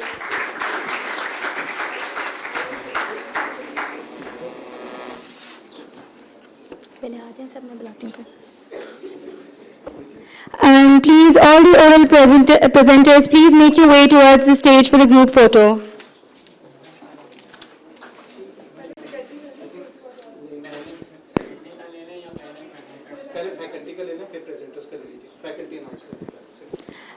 All the Faculty of Life Sciences, please make your way towards the stage for the group photo.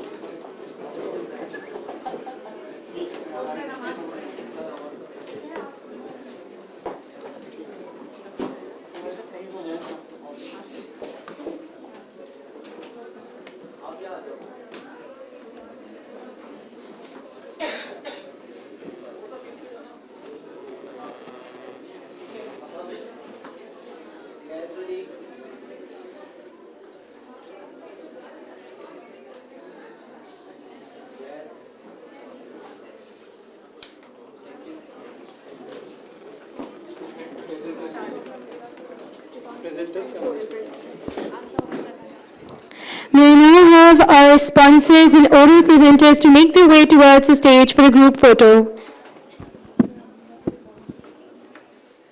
And may I please have our moderators, Dr. Amrina and Dr. Saya on stage.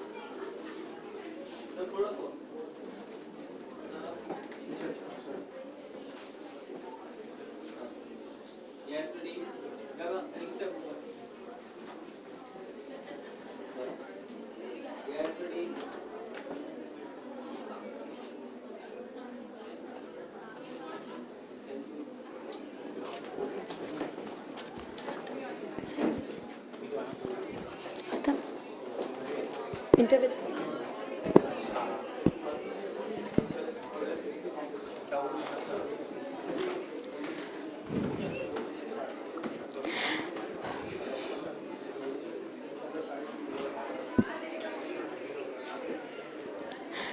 With this, the first part of the conference comes to a short interval.